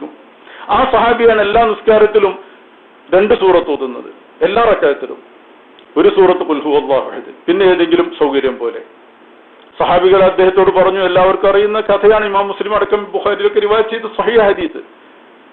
ചിലരൊക്കെ പറഞ്ഞു, ഇത് ഞങ്ങൾ മദീന പള്ളി പരിചയമില്ലാത്തൊരു ഏർപ്പാടാണല്ലോ, അല്ലാഹുവിന്റെ റസൂൽ ചെയ്യാത്തൊരു പണിയാണല്ലോ നിങ്ങൾ ചെയ്യുന്നത്, അത് ഞങ്ങൾക്ക് യോജിച്ചു പോകാൻ പറ്റുന്നില്ല എന്ന് ചില സഹാബികൾ അദ്ദേഹത്തോട് പറഞ്ഞു. കുറെ ദിവസത്തിൽ കണ്ടപ്പോ അദ്ദേഹം പറഞ്ഞു, നിങ്ങൾക്ക് പറ്റൂല്ലെങ്കിൽ എന്നെ മാറ്റിക്കാളെ. അള്ളാഹുവിന്റെ റസൂൽ ചെയ്യാത്തൊരു പണി ചെയ്യുന്നു എന്ന് പറയുമ്പോൾ അങ്ങനെയാണെന്ന് ഞാൻ നിർത്തുന്നല്ല സഹാബി പറഞ്ഞത്. അങ്ങനെയൊക്കെ ഉണ്ട്, സഹാബികളും അങ്ങനെയൊക്കെ ചിലപ്പോൾ പ്രതികരിച്ചത്. നമ്മളെല്ലാ പ്രതികരണങ്ങളെയും അതിന്റെ ഗൗരവത്തോടെ തന്നെ കാണാം. മഹാനായ ഉമർ ഖത്താബ് റളിയല്ലാഹു തആല അൻഹു സിദ്ദീഖ് റളിയല്ലാഹു ഒരു ഘട്ടത്തിൽ പറഞ്ഞത് എന്താ ഒരു ഹദീസായിരുന്നു. രിദ്ദത്തിന്റെ അഹ്ലുകാരോട് യുദ്ധം ചെയ്യാൻ വേണ്ടി വാശി പിടിച്ച, സക്കാത്ത് വിലങ്ങിയവരോട് യുദ്ധം ചെയ്യുമെന്നതിന് വാശി പിടിച്ചിറങ്ങിയ സിദ്ദീഖ് റളിയല്ലാഹു ഉമർ റളിയല്ലാഹു സിദ്ദീഖ് റളിയല്ലാഹു ഭരണകാലത്ത് ആദ്യം തന്നെ നേരിട്ട പ്രതിസന്ധി അതായിരുന്നു. സക്കാത്ത് കുറെ ആളുകൾ കൊടുക്കാൻ സമ്മതിച്ചില്ല, കൊടുക്കൂല എന്ന് പറഞ്ഞു. അവരോട് യുദ്ധം ചെയ്യാൻ സിദ്ദീഖ് റളിയല്ലാഹു തീരുമാനിച്ചപ്പോൾ ഉമർ റളിയല്ലാഹു പറഞ്ഞത് എന്താ, കൈഫ തുഖാതിലു നാസ്, എങ്ങനെ നിങ്ങൾ അവരോട് യുദ്ധം ചെയ്യുക? വഖദ് ഖാല റസൂലുള്ളാഹി സ്വല്ലല്ലാഹു അലൈഹി വസല്ലം, അല്ലാഹുവിന്റെ റസൂൽ നമ്മളോട് എന്താ പറഞ്ഞത്? ഉമിർതു അൻ ഉഖാതില الناس ഹത്താ യഖൂലു ലാ ഇലാഹ ഇല്ലല്ലാഹ്, ലാ ഇലാഹ ഇല്ലല്ലാഹ് പറയുന്നത് വരെയാണ് ജനങ്ങളോട് യുദ്ധം ചെയ്യാൻ എനിക്ക് അനുമതിയുള്ളത്. ഫഇൻ ഖാലൂഹാ ലാ ഇലാഹ ഇല്ലല്ലാഹ് എന്നവർ പറഞ്ഞാൽ അസമു മിന്നി ദിമാഅഹും വഅംവാലുഹും ഇല്ലാ ബിഹഖിൽ ഇസ്ലാം, പിന്നെ അവരുടെ രക്തവും അവരുടെ അഭിമാനവും ഒക്കെ ഹറാമാണല്ലോ, അതുകൊണ്ട് അവരുടെ രക്തവും മുതലും ഹറാമാണ്. എങ്ങനെ യുദ്ധം ചെയ്യുക? ലാ ഇലാഹ ഇല്ലല്ലാഹ് എന്ന് പറയുന്നവരല്ലേ ഇവര്, ലാ ഇലാഹ ഇല്ലല്ലാഹ് എന്ന് പറയുന്നവരോട് നിങ്ങൾ എങ്ങനെ യുദ്ധം ചെയ്യുമെന്ന് സിദ്ദീഖ് റളിയല്ലാഹു അൻഹുവിനോട് ഉമറുൽ ഫാറൂഖ് റളിയല്ലാഹു അങ്ങോട്ട് ചോദിക്കുക. ഹദീസ് പറഞ്ഞിട്ടാ ചോദിക്കണം. എന്താ സിദ്ദീഖ് റളിയല്ലാഹു അൻഹു പറഞ്ഞ മറുപടി? സ്വാഭാവികമായും ഉമർ ഈ ഒരു ഹദീസ് കേട്ടിണെങ്കിൽ ഞാൻ 2 ഹദീസ് കേട്ടിണെന്ന് പറയാൻ അധികാരമുള്ള ആളാണ് സിദ്ദീഖ് റളിയല്ലാഹു അൻഹു. കാരണം ഉമർ റളിയല്ലാഹുവിനേക്കാൾ നേരത്തെ മുസ്ലിമായ ആള്, ഉമർ റളിയല്ലാഹു അൻഹുവിനേക്കാൾ കൂടുതൽ സമയം റസൂലുള്ളാഹിന്റെ കൂടെ ഉള്ള ആള്. അതുകൊണ്ട് എനിക്ക് അതിനേക്കാൾ കൂടുതൽ ഹദീസ് അറിയാം, ഞാൻ 2 ഹദീസ് ഓതിത്തരാം, അല്ലെങ്കിൽ ഞാനൊരു ആയത്ത് ഓതിത്തരാണ്, അങ്ങനെയൊക്കെ പറയാലോ. ഹദീസിന് ഹദീസ് കൊണ്ടല്ല ആയത്ത് കൊണ്ടല്ല മറുപടി പറഞ്ഞത്. സിദ്ദീഖുൽ അക്ബർ റളിയല്ലാഹു അൻഹു ഒരു പ്രഖ്യാപനം നടത്തുകയാണ് ചെയ്തത്. അല്ലാഹുവിന്റെ റസൂൽ സ്വല്ലല്ലാഹു അലൈഹി വസല്ലം തങ്ങളുടെ കാലത്ത് അവര് കൊടുത്തിരുന്ന സക്കാത്തായി കൊടുത്തിരുന്ന ഒട്ടകങ്ങൾ, ആ ഒട്ടകത്തെ എനിക്ക് തരികയാണ്. പക്ഷെ അന്ന് അവർ ആ ഒട്ടകം കൊടുക്കുമ്പോൾ കഴുത്തിലൊരു കയറുണ്ടാവും, കെട്ടുകയറ്. ആ കെട്ടുകയറ് തന്നില്ലെങ്കിൽ അതിന്റെ പേരിൽ പോലും ഞാൻ യുദ്ധം ചെയ്യുന്നു. സക്കാത്ത് മുഴുവനായി വേണ്ട, അള്ളാഹുവിന്റെ റസൂലിന് കൊടുത്തതിൽ നിന്ന് എന്തെങ്കിലും ആ കെട്ടുകയറ്, അതിൽ നിർബന്ധമുള്ളതൊന്നുമല്ല, അത് തന്നില്ലെങ്കിൽ പോലും ഞാൻ യുദ്ധം ചെയ്യും. നിങ്ങൾക്കാർക്കും ഒഴിവില്ലെങ്കിൽ നിങ്ങളെ പണിയൊക്കിക്കൊള്ളുന്ന, ഞാൻ ആരുമില്ലെങ്കിൽ ഒരു കൊതുമ്പ് കൊണ്ടെങ്കിൽ അതുകൊണ്ട് ഞാൻ യുദ്ധം ചെയ്യുന്ന പറഞ്ഞത്. അതൊരു തീരുമാനമായിരുന്നു. ഒരാൾ ഹദീസ് പറയുമ്പോൾ മറ്റേ ആൾ തീരുമാനം പറഞ്ഞത്. എന്ത് ഉമർ റളിയല്ലാഹു സാധാരണ ദേഷ്യം പിടിക്കുന്ന ആളാണല്ലോ. അള്ളാഹുവിന്റെ റസൂലിന്റെ ഹദീസ് സ്വല്ലല്ലാഹു അലൈഹി വസല്ലം ഞാൻ പറയുന്നു, നിങ്ങൾ ഇങ്ങനെയൊക്കെ പറഞ്ഞെന്ന് ചോദിച്ച് ചൂടാക്കിയല്ല. മഹാനായ ഉമർ ഫാറൂഖ് റളിയല്ലാഹു തആല ഒപ്പം പറഞ്ഞു, എങ്കിൽ നിങ്ങളോടൊപ്പം ഉറച്ച ഒരു ഭടനായി ഞാനുണ്ട്, നിങ്ങൾക്കതിൽ അത്രയും ഉറപ്പും തീരുമാനം ഉണ്ടെങ്കിൽ അതന്നെയാണ് എന്റെ ഹക്ക്. ഉമർ ഫാറൂഖ് പറഞ്ഞ മറുപടി അതായിരുന്നു, നിങ്ങൾക്കതിൽ അത്രയും തീരുമാനമുണ്ടെങ്കിൽ, നിങ്ങൾക്കതിൽ അത്രയും വാശിയുണ്ടെങ്കിൽ ഞാൻ മനസ്സിലാക്കുന്നു അതാണ് ഹക്ക്. ചില ആളുകൾ എടുക്കുന്ന ഉറച്ച തീരുമാനങ്ങൾക്ക് വേറെ ആയത്തിന്റെ ഹദീസിന്റെ ഒന്നും പിൻബലം വേണ്ട, ആളതിന് മാത്രം യോഗ്യനാണെന്ന് മാത്രം. ഉമർ ഫാറൂഖിന് അത് അറിയാമായിരുന്നു. സിദ്ദീഖ് റളിയല്ലാഹു അൻഹു ഒരു കാര്യത്തിൽ അത്ര വാശിയുണ്ടെങ്കിൽ അത് ഹക്കേ ആവുള്ളൂ, അതിനെനിക്ക് വേറെ ഹദീസൊന്നും വേണ്ട. ഞാൻ പറഞ്ഞു വന്നത് അങ്ങനെയൊക്കെ ദീനിലുണ്ട് എന്ന് നമ്മൾ മനസ്സിലാക്കണം. ആരാണ് ചെയ്യുന്നത് എന്ന് തീരെ നോക്കാതെ ഒരു ഹദീസുണ്ടെന്ന് കേൾക്കുമ്പോഴത്തേക്ക് എല്ലാ പ്രമാണങ്ങളെയും മാറ്റി ഇത് ചെയ്ത ആളുകൾ എത്ര വലിയവരാണെങ്കിലും അതൊന്നും ആലോചിക്കാതെ എവിടുന്നോ ഒരു ഹദീസ് കേട്ടതിനെ പറ്റി മാത്രം നമ്മൾ വിലയിരുത്തേണ്ടതില്ല. ചെയ്യുന്ന ആളുകളുടെ മഹത്വം. മഹാനായ നബി ഇമാമൊക്കെ റൗള ഷരീഫിൽ നിന്ന് അള്ളാഹു റസൂലിന്റെ നേരെ മുന്നിൽ നിന്ന് റസൂലുള്ളാഹിലേക്ക് തിരിഞ്ഞു നിന്ന് ദുആ ചെയ്യണമെന്ന് പറയുമ്പോൾ നമുക്ക് പിന്നെ അതിന് വേറെ ആരാ പറഞ്ഞ? നബി ഇമാമ പറഞ്ഞത്. ഇതൊക്കെയും അറിയുന്ന ശറഹ് മുസ്ലിം എഴുതിയ എല്ലാ ഹദീസുകളും അറിയുന്ന മഹാൻ പറയുന്നു എന്ന് പറയുമ്പോൾ നമുക്കിതിന് മറ്റൊരു പുനരാലോചനയുടെ ആവശ്യമില്ല. അല്ലെങ്കിൽ ആ വിഷയത്തിന് നമുക്ക് ആവശ്യമില്ല. ഞാൻ സാന്ദർഭികമായി പറഞ്ഞെന്ന് മാത്രം. ഇതൊക്കെ പണ്ടേ ചോദിക്കപ്പെട്ടതാ. മഹാനായ ഇമാം മാലിക് റളിയല്ലാഹുവിനോട് അന്നത്തെ രാജാവ് തന്നെ ചോദിച്ചതാ, മദീനയിൽ റൗള ഷരീഫിൽ ഞാൻ എങ്ങോട്ട് തിരിഞ്ഞാ ദുആ ചെയ്യേണ്ടത്? അള്ളാഹു റസൂലിന്റെ നേരെ തിരിയണോ ഖിബിലയിലേക്ക് തിരിയണോ? ഖിബിലയിലേക്ക് തിരിയുമ്പോൾ റസൂലുള്ളാഹിക്ക് പിന്തിരിഞ്ഞ് നിൽക്കേണ്ടി വരും. റസൂലുള്ളാഹി സ്വല്ലല്ലാഹു അലൈഹി വസല്ലം തങ്ങൾക്ക് അഭിമുഖമായി നിൽക്കുമ്പോൾ ഖിബിലക്ക് പിന്തിരിഞ്ഞ് നിൽക്കേണ്ടി വരും. ഞാൻ എങ്ങോട്ട് തിരിയണമെന്ന് ചോദിച്ചപ്പോൾ ഇമാം ഖാദി ഇയാദ് അഷ്ഫിയിൽ പറഞ്ഞിട്ടുണ്ട് ആ സംഭവം. മാലിക് ഇമാം അന്ന് ഭരണാധികാരിയോട് പറഞ്ഞ മറുപടി, നിങ്ങൾ എന്തിനാണ് അള്ളാഹുവിന്റെ റസൂലിൽ നിന്ന് പിന്തിരിഞ്ഞ് പിന്നെ ഖിബിലയിലേക്ക് തിരിയേണ്ട കാര്യം?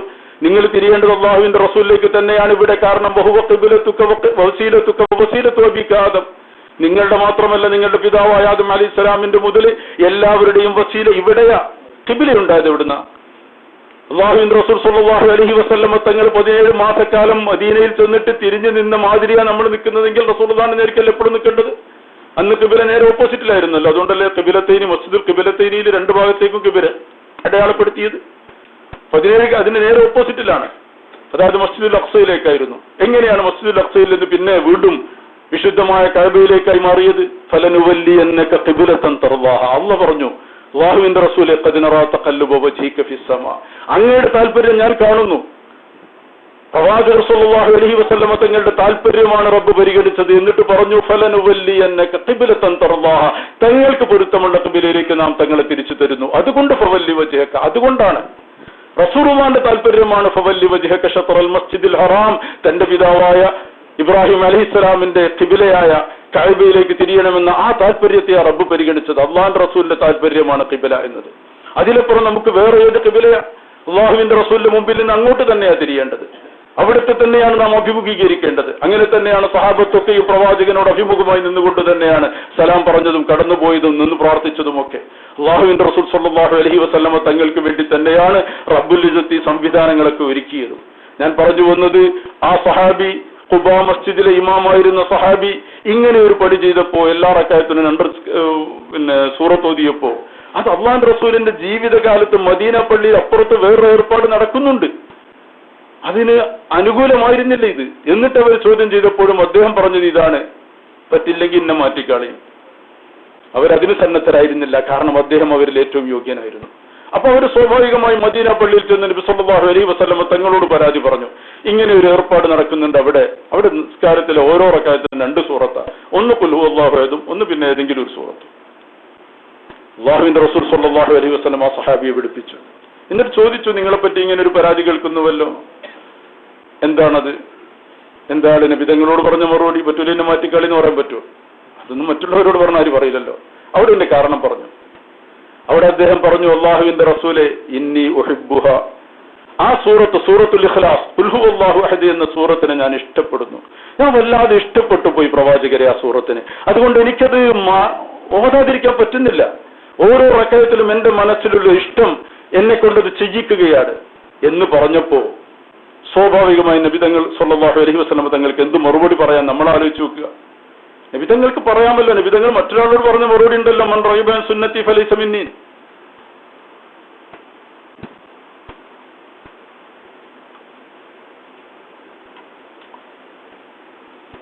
ഞാൻ പഠിപ്പിച്ച മാതിരിയൊക്കെ പഠിച്ചാൽ മതി, എന്നെക്കാൾ വലിയ സുന്നിയാതൊന്നും വേണ്ട എന്നൊക്കെ പറഞ്ഞൂടെ? എന്റെ സുന്നത്ത് ഒരാൾക്ക് ഇഷ്ടമല്ലെങ്കിൽ അവൻ എന്നിൽപ്പെട്ടവനല്ല, ഞാൻ പഠിപ്പിച്ചത് ചെയ്താൽ മതി എന്നൊക്കെ പറയാമായിരുന്നു. അങ്ങനെ ഒരു സഹാബിയോട് പറഞ്ഞിട്ടുണ്ട്. നമുക്കറിയാം, 3 ആളുകൾ ദിവസവും നോമ്പ് വെൽക്കും, രാത്രി മുഴുവൻ ഉറങ്ങാതെ നിസ്കരിക്കും, ഒരാൾ തീരെ കല്യാണം കഴിക്കൂല. ഇങ്ങനെ തീരുമാനിച്ച് അള്ളാഹുവിന്റെ റസൂൽ സ്വല്ലല്ലാഹു അലൈഹി വസല്ലം ആ വിവരം കിട്ടിയപ്പോൾ അവരോട് പറഞ്ഞത് ഇതാണ്, എന്നെക്കാണ് വലിയ അബിദ്യങ്ങളും വലിയ മുത്തക്കിങ്ങളും ആവാൻ നിൽക്കണ്ട, മൻ റഗിബ അൻ സുന്നത്തി ഫലൈസ മിന്നി, എന്റെ സുന്നത്ത് താല്പര്യമില്ലാത്തവൻ എന്നിൽപ്പെട്ടവനല്ല. ഞാൻ പെണ്ണ് കെട്ടണമുണ്ട്, ഞാൻ ഉറങ്ങണമുണ്ട്, ഞാൻ പിന്നെ നോമ്പ് നോൽക്കണോ ഒഴിവാക്കണമുണ്ട്, അങ്ങനെയൊക്കെ മതി എന്ന് പറഞ്ഞു. അങ്ങനെയും പഠിപ്പിച്ചിട്ടുണ്ട്. ഇവിടെ അതല്ല ചെയ്തത്. ഇവിടെ നബി സല്ലല്ലാഹു അലൈഹി വസല്ലം തങ്ങൾ അദ്ദേഹത്തോട് പറഞ്ഞ മറുപടി, ഹുബ്ബുക ഇയ്യാഹ അദ്ഖലകൽ ജന്ന, ഹുബ്ബുക ഇയ്യാഹ, ആ സൂറത്തിനോടുള്ള നിന്റെ ഇഷ്ടം അദ്ഖലകൽ ജന്ന, അത് നിന്നെ സ്വർഗത്തിൽ കടത്തിക്കഴിഞ്ഞു. ആ സൂറത്തിനെ നീ അത്രമേൽ ഇഷ്ടപ്പെടുന്നുവെങ്കിൽ നീ സ്വർഗത്തിലാണ് നാം മറുപടി. ആ സഹാബിക്ക് നീ വേറെന്ത് സന്തോഷമാണ് കിട്ടേണ്ടത്, വേറെന്ത് ഉറപ്പാ കിട്ടേണ്ടത് എന്ന് പറഞ്ഞാൽ ഒരു സ്നേഹം കൊണ്ട് നാം ചെയ്യുന്നതിന് ഇത്തിബാഴ് പോലും ആവശ്യമില്ല എന്നാണ് മഹാന്മാർ ഇതിൽ നിന്നൊക്കെ മനസ്സിലാക്കിയെടുത്തത്. ഇതൊരു മഹബത്തിന്റെ ഭാഗമാണ്. ഒരു മഹബത്തിന്റെ ഭാഗമായി ചെയ്യുന്നിടത്ത് നേരത്തെ ഒരു മുൻമാതൃക ആവശ്യമില്ല. തലഅൽ ബദറു അലൈന മിൻ സനിയാത്തിൽ വദാ എന്ന് നബി സല്ലല്ലാഹു അലൈഹി വസല്ലമ തങ്ങളെ മദീനയിലെ ആബാലവൃദ്ധൻ ജനങ്ങൾ സ്നേഹത്തോടെ പാടിക്കൊണ്ട് നടക്കുമ്പോൾ ഏത് ഇത്തിബാ അവർക്കുണ്ടായിരുന്നത്? അവരോട് അള്ളാഹു റസൂൽ പറഞ്ഞിരുന്നു, ഞാൻ മദീനയിലേക്ക് വരുമ്പോൾ നിങ്ങളിങ്ങനെ പാട്ട് പാടണം. അവർക്ക് മുമ്പ് ഏതെങ്കിലും ഒരു മാതൃക ഉണ്ടോ? അവൻ നബി തങ്ങൾക്ക് പറഞ്ഞൂടെ, സ്റ്റോപ്പ്, അതൊന്നും ഈ ദീനിൽ പെട്ടതല്ല, ഞാൻ നിങ്ങളെ ഇങ്ങനെ പഠിപ്പിച്ചിട്ടില്ല. അതൊന്നും പഠിപ്പിക്കേണ്ട ആവശ്യമില്ല. സ്നേഹം കൊണ്ട് പാടുന്ന പാട്ടുകള്, സ്നേഹം കൊണ്ട് മനുഷ്യന്റെ വികാരാധീനമായി ചെയ്തു പോകുന്ന കാര്യങ്ങള്, അത് സ്നേഹമാണെങ്കിൽ സ്നേഹം ദീന, അള്ളാഹിനോട് റസൂലിനോടുള്ള ഹുബ്ബ്. നാളെ തലഅൽ ബദ്റു അലൈന എന്നും അതുപോലെ തന്നെ നമ്മൾ എത്രയോ മനോഹരമായി പാടുന്ന സയ്യിദി ഖൈറൻ നബി അൻത തത്ലുഉ ബൈനന എന്നൊക്കെ പാടി മഹ്ശറിൽ ചെല്ലുമ്പോൾ ഇതിന്റെ ഒരു സമാന്തരം നമ്മുടെ മനസ്സിൽ ചിന്തിച്ചു നോക്കുക. ചില ആളുകൾ വന്ന് പറയുന്നു അള്ളാഹു റസൂലിനോട് അല്ലെങ്കിൽ അള്ളാഹിനോട്, ഞങ്ങൾ പ്രവാചകൻ പഠിപ്പിക്കാത്ത ചില പാട്ട് ഏർപ്പാടായിട്ട് കുറെ ആൾക്കാർ നടന്നിരുന്നു. ഇതേമാതിരി അവിടെ ചോദ്യം ചെയ്യലുണ്ടാവുന്നെന്ന് കരുതി നമ്മളെ വിളിച്ച് ചോദിക്കുക, എന്തേ നിങ്ങൾ ഈ പാട്ട് പാടാൻ? നമ്മോട് പറയാണ്, അള്ളാഹു റസൂലെ, അങ്ങയെ പറ്റി ഓർക്കുമ്പോൾ ഞങ്ങൾക്ക് പാടാതിരിക്കാൻ കഴിഞ്ഞില്ല.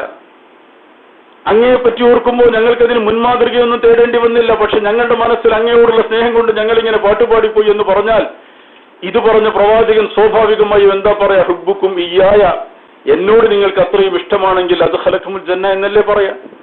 നമ്മളെന്തിനാ ഭയപ്പെടുന്നത്? അല്ലാഹുവിന്റെ റസൂൽ സ്വല്ലല്ലാഹു അലൈഹി വസല്ലമ തങ്ങളെ സ്നേഹിക്കുക. ആ ഒരു സ്നേഹം ഞാൻ ഇതിവിടെ പറഞ്ഞത് എന്തിനാന്ന് വെച്ചാൽ, ആ ഒരു സഹാബി സ്വർഗത്തിൽ കിടക്കുന്നത് ഒരു സൂറത്തിൽ ഇഷ്ടപ്പെട്ടിട്ടാണ്. സൂറത്തുൽ ഇഖ്ലാസ്, ഖുൽ ഹുവല്ലാഹു അഹദ് എന്ന സൂറത്ത്, അത് എപ്പോഴും ഓതിക്കൊണ്ടിരിക്കുക, നിസ്കാരത്തിനും അല്ലാത്തപ്പോഴും നിരന്തരമായി അത് ഓതിക്കൊണ്ടിരിക്കാനുള്ള പ്രേരണയായ സ്നേഹം. സ്നേഹവാദമല്ല അവിടെ പറഞ്ഞത്, ഹുബ്ബ്, യഥാർത്ഥമായ ഹുബ്ബ് വേണം. ഹുബ്ബുക്ക് ഇയ്യാഹ, ആ സൂറത്തിനോടുള്ള നിന്റെ ഇഷ്ടം എന്നാ, അല്ലാതെ ഈ പ്രവൃത്തിയല്ല. ആ പ്രവൃത്തിക്ക് നിദാനമായ ഇഷ്ടം. പ്രവാചകനോട് സ്നേഹം വേണം, വെറുതെ കാട്ടിക്കൂട്ടുന്ന ഏർപ്പാടുകളാവരുത്. അതുപോലെ ഒരു സൂറത്തിനെ ഒരാൾ ഇഷ്ടപ്പെടുന്നത് കൊണ്ടാണ് സ്വർഗത്തിൽ കടക്കുന്നു. നമുക്കെന്താ, റബ്ബിന്റെ ഒരു സിഫത്തിനെ ഇഷ്ടപ്പെട്ടുകൂടെ? റബ്ബിന്റെ ഭവനത്തെ ഇഷ്ടപ്പെട്ടുകൂടെ? എത്രയെത്ര മഹാന്മാരായ മനുഷ്യരുണ്ട്. മദീനയെ ഇഷ്ടപ്പെട്ട് ജീവിതാന്ത്യം മദീനയിലാവണമെന്ന് ആഗ്രഹിച്ച് ബക്കയിൽ അന്ത്യവിശ്രമം കൊള്ളുന്നവരൊക്കെ മദീനക്കാരല്ലല്ലോ. ജീവിതത്തിന്റെ അവസാനം മദീനയായി തീർന്ന എത്രയോ മഹാന്മാരായ പണ്ഡിതന്മാരുടെ ചരിത്രമുണ്ട്. ജീവിതം മദീനയിലേക്ക് വേണ്ടി അവസാനം അങ്ങോട്ടെത്തിപ്പെട്ട ആളുകളുണ്ട്. അള്ളാഹുവിന്റെ റസൂൽ സ്വല്ലല്ലാഹു അലൈഹി വസല്ലമ തങ്ങളെ, മദീനയെ ബക്കയിനെയൊക്കെ ഇഷ്ടപ്പെട്ടവര്, അവരോടൊപ്പം യാത്രയാകണമെന്ന് ആഗ്രഹിച്ചവര്, നാളെ അള്ളാഹുവിന്റെ റസൂലിന്റെ സ്വല്ലല്ലാഹു അലൈഹി വസല്ലം ശഫാഅത്തിൽ ബക്കയിന്റെ ആളുകൾ സുരക്ഷിതരാണ്. ആ സുരക്ഷിതത്വ ബോധത്തിന് വേണ്ടി പ്രവാചക സ്നേഹത്താൽ അവിടെ പ്രചോദിതരായി വന്നവര്. നമ്മൾക്ക് എന്താണ് ഒരു ബാലൻസ് ഷീറ്റ് ഉള്ളത്? ഈ ഹറമുകൾ ഇഷ്ടപ്പെട്ടുകൂടെ നമുക്ക്? എവിടെ കടന്നു പോയാലും ഒരവസരമുണ്ടെങ്കിൽ ഹറമിലേക്ക് തിരിച്ചു വരണം. ഹറം ഒരു ദൗർബല്യമായി മാറുന്ന, സ്വന്തം വീടിനേക്കാൾ ഹറമിന്റെ മുക്കുമൂലകളെ ഇഷ്ടപ്പെടാൻ സാധിക്കുന്ന നാളുകൾ ഉണ്ടാവണം. നമ്മൾ അങ്ങനെ ഖുർആനെ ഇഷ്ടപ്പെടണം. ഏതെങ്കിലും ഒന്നൊക്കെ നമുക്ക് ഇഷ്ടപ്പെടണ്ടേ? ചില ആളുകൾക്ക് അതായിരിക്കാം. അള്ളാഹുവിന്റെ ഖുർആൻ ഇഷ്ടപ്പെട്ടാൽ, റബ്ബ് പറഞ്ഞു അങ്ങനെയുള്ള ആളുകൾ അള്ളാഹുവിന്റെ കുടുംബക്കാരാണെന്നാ പറഞ്ഞത്. റബ്ബിന്റെ കുടുംബമാവാൻ സാധിച്ചാൽ പിന്നെ ദുനിയാവിൽ വേറെന്താ നമുക്ക് വേണ്ടത്? ബാക്കിയുള്ള കുടുംബങ്ങളൊക്കെ നമ്മൾ ആലോചിക്കുക. സൂറിൽ എഴുതപ്പെട്ടാൽ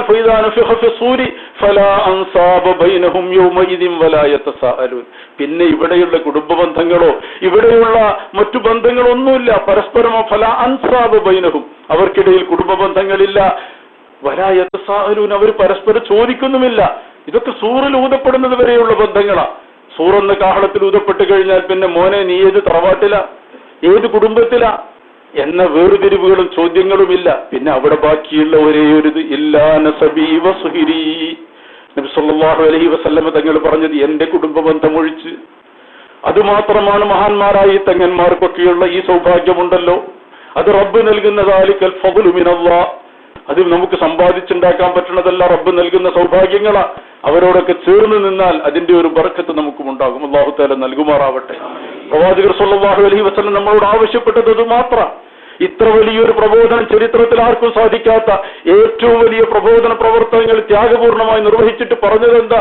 ഖുൽ മാ അസ്അലുക്കും അലൈഹി മിൻ അജ്ർ, ഒരു പ്രതിഫലവും നിങ്ങളോട് ഞാൻ ചോദിക്കുന്നില്ല. നമുക്കൊന്നും കൊടുക്കാൻ പറ്റിയില്ലല്ലോ നമ്മുടെ പ്രവാചകന്. എന്താ നമുക്ക് അവിടത്തേക്ക് കൊടുക്കാൻ കഴിഞ്ഞത്? സ്വലാത്ത് ചൊല്ലുന്നു എന്ന് പറഞ്ഞാൽ സ്വലാത്ത് ആർക്ക? ഒരു സ്വലാത്ത് അങ്ങോട്ട് ചെല്ലുമ്പോൾ 10 സ്വലാത്ത് തിരിച്ചു തരിക.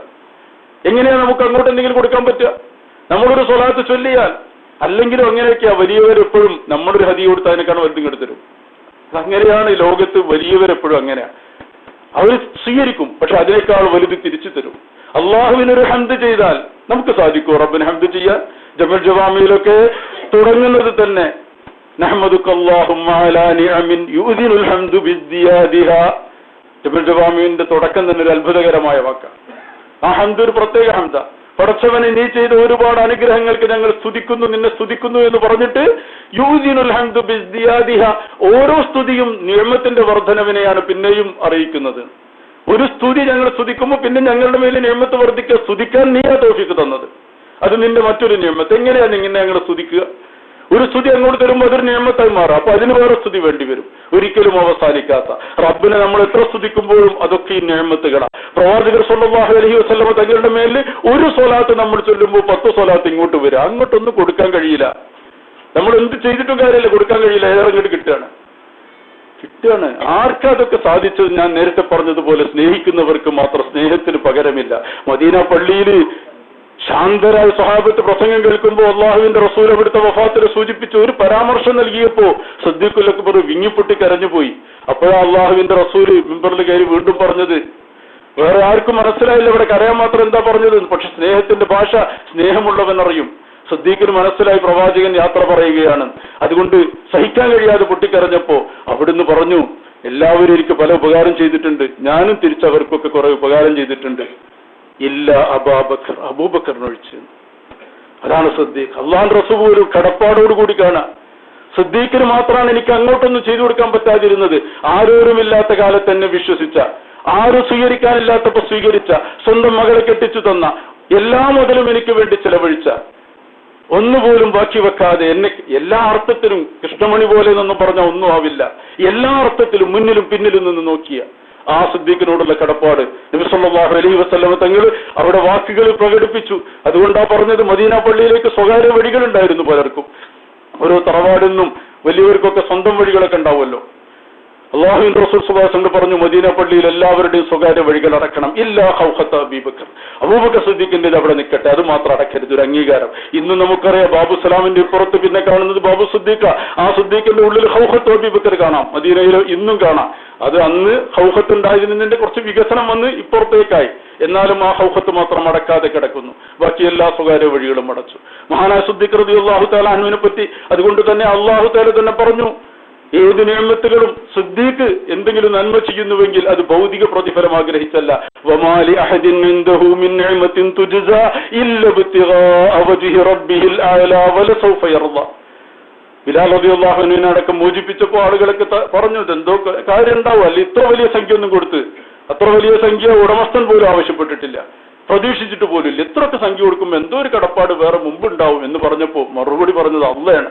സിദ്ദീഖിന് ആരോടും വീട്ടേണ്ട ഒരു കടപ്പാടുമില്ല. ഇല്ല ബിത്തിഗാഅ വജ്ഹി റബ്ബിഹിൽ അഅലാ, തന്റെ സമുന്നതനായ റബ്ബിന്റെ വജ്ഹ് പ്രതീക്ഷിക്കുന്നു എന്നതല്ലാതെ ഭൗതികമായ ഒരു താല്പര്യവും മനസ്സിലില്ലാത്ത സിദ്ദീഖ് റളിയല്ലാഹു അൻഹു. അതൊക്കെ ചിലരുടെ സൗഭാഗ്യമാണ്, ജീവിതത്തിലെ ആ വലിയ സൗഭാഗ്യം. അതുകൊണ്ട് തന്നെ നിങ്ങൾ ആരും നോക്കാനില്ലാതെ എന്ന് അല്ലാഹു തആല അഭിമാനത്തോടെ സ്വന്തം പ്രവാചകനെ, സ്വന്തം ഹബീബായ റസൂൽ സല്ലല്ലാഹു അലൈഹി വസല്ലം തങ്ങളെ സംരക്ഷിച്ചതിനെ പറ്റി ഖുർആൻ പറയുന്നുണ്ട്, ഇല്ലാ തൻസുറൂഹു ഫഖദ് നസറഹുല്ലാഹ്. നിങ്ങൾ ആരും ഉണ്ടായിരുന്നില്ല എന്റെ ഹബീബിനെ ഒരു സമയത്ത് സംരക്ഷിക്കാൻ, നിങ്ങളൊക്കെ പിന്നെ വന്നതല്ലേ. ആരോടാ പറയുന്നത്? ബദറും ഉഹദും ഒക്കെ നടത്തി പ്രവാചകന്റെ ഉഹദിലൊക്കെ 7 ആള് മാത്രം പ്രവാചകനെ സംരക്ഷിക്കാൻ അവസാനം ഉണ്ടായത്, ബാക്കിയൊക്കെ പോയി. അവരടക്കമുള്ളവരോടാ പറഞ്ഞത്. 7 ആളെന്ന് പറഞ്ഞ ആരാ? തൽഹാ റളിയല്ലാഹു അൻഹു അല്ലാഹുവിന്റെ റസൂലിന്റെ മുന്നിൽ നിന്ന് വകഞ്ഞു മാറ്റി കൈകൊണ്ട് ബാക്കിലേക്ക്, പ്രവാചകനെ വകഞ്ഞു മാറ്റി ബാക്കിലേക്ക് നിർത്തി. എപ്പോ? അമ്പ് വരുമ്പോ കൈകൊണ്ട് റസൂലുള്ളാഹിനെ മാറ്റിയിട്ട് ബാക്കിലേക്ക് നിർത്തി മുന്നിക്കാട് നിൽക്കുകയാണ്. എന്നിട്ട് പറഞ്ഞു, നഹരീദൂന നഹരിക യാ റസൂലല്ലാഹ്, ഈ മാറ് ഉള്ള കാലത്തോളം ആ മാറിലൊരു അമ്പ് കേൾക്കൂല റസൂലേ.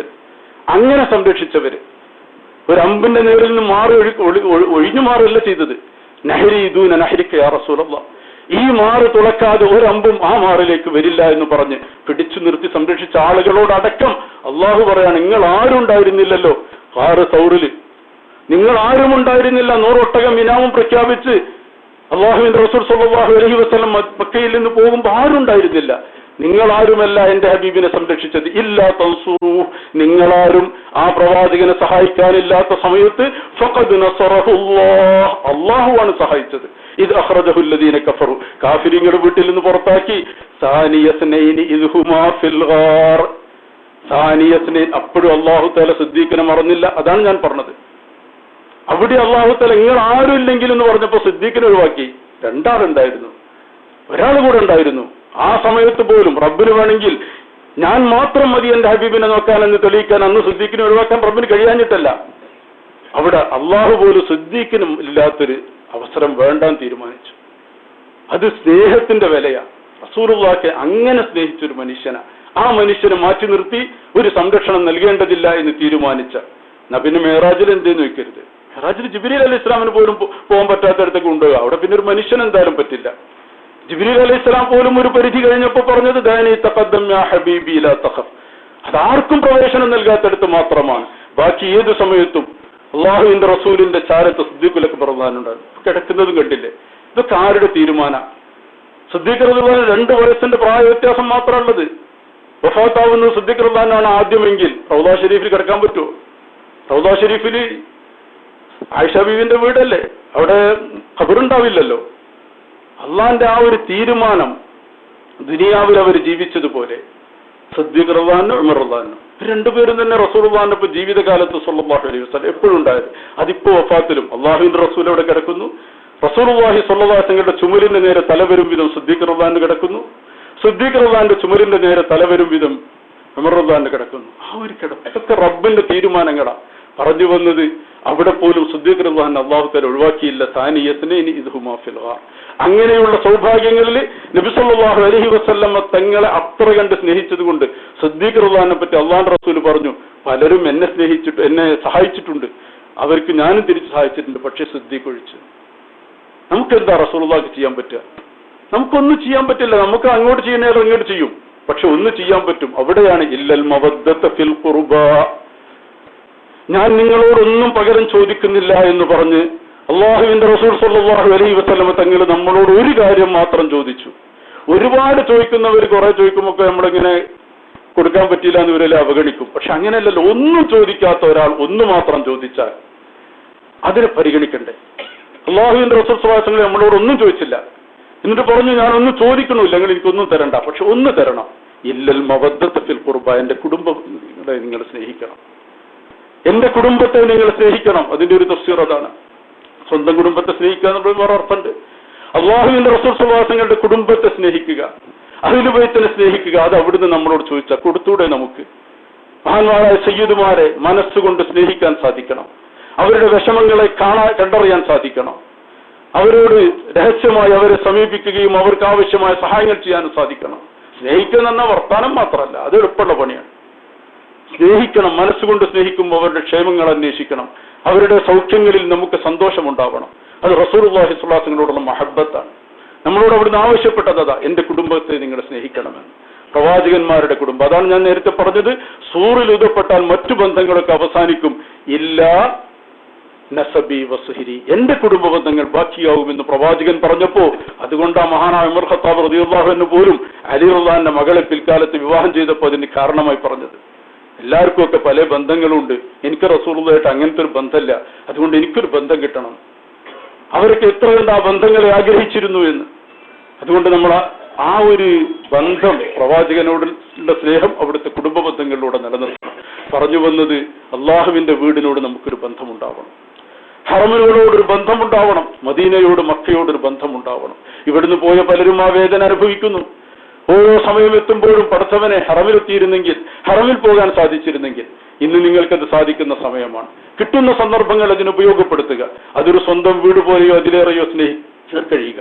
അവിടെ ചെന്ന് സമയങ്ങൾ സന്തോഷത്തോടെ, അവനവന്റെ വീട്ടിലിരിക്കുന്നതിനേക്കാൾ സുരക്ഷിതത്വ ബോധത്തോടെ, ആനന്ദത്തോടെ, സ്വന്തം ഉമ്മയും ഉപ്പയും കണ്ടിരിക്കുന്നത് പോലെ കഅബയെയും റൗദ ഷരീഫിനെയും കണ്ടിരിക്കുക. ഇതൊക്കെ ഇബാദത്തല്ലേ?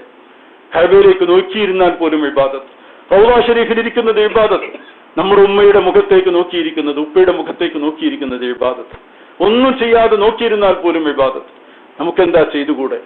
നമ്മൾ അള്ളാഹുവോട് അടുക്കണം വൈകാരികമായി. ഞാനതാണ് പറഞ്ഞത്. നമ്മളിങ്ങനെ ഓരോ സമയത്ത്, ചില സമയങ്ങളിൽ ഓരോ സമയത്ത് ഓരോരുത്തർക്ക് ഓരോ തോന്നലുകൾ ഉണ്ടാവും. പക്ഷെ നമ്മൾ അള്ളാഹുവോട് ഒരു ചാനടുത്ത് അള്ളൊരു മുഴങ്ങോട്ട് അടുക്കും. അതിന് നമ്മൾ അങ്ങോട്ടൊരു അടുപ്പം കാണിക്കണം.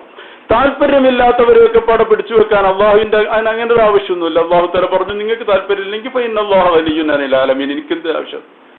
റബ്ബ് ചോദിക്കുകയാണ്, നിങ്ങൾക്ക് ഈ യക്ഫുറു ബിഹാ ഹൗലാഇ ഫഖദ് വക്കൽനാ ബിഹാ ഖൗമൻ ലൈസു ബിഹാ ബികാഫിരീൻ.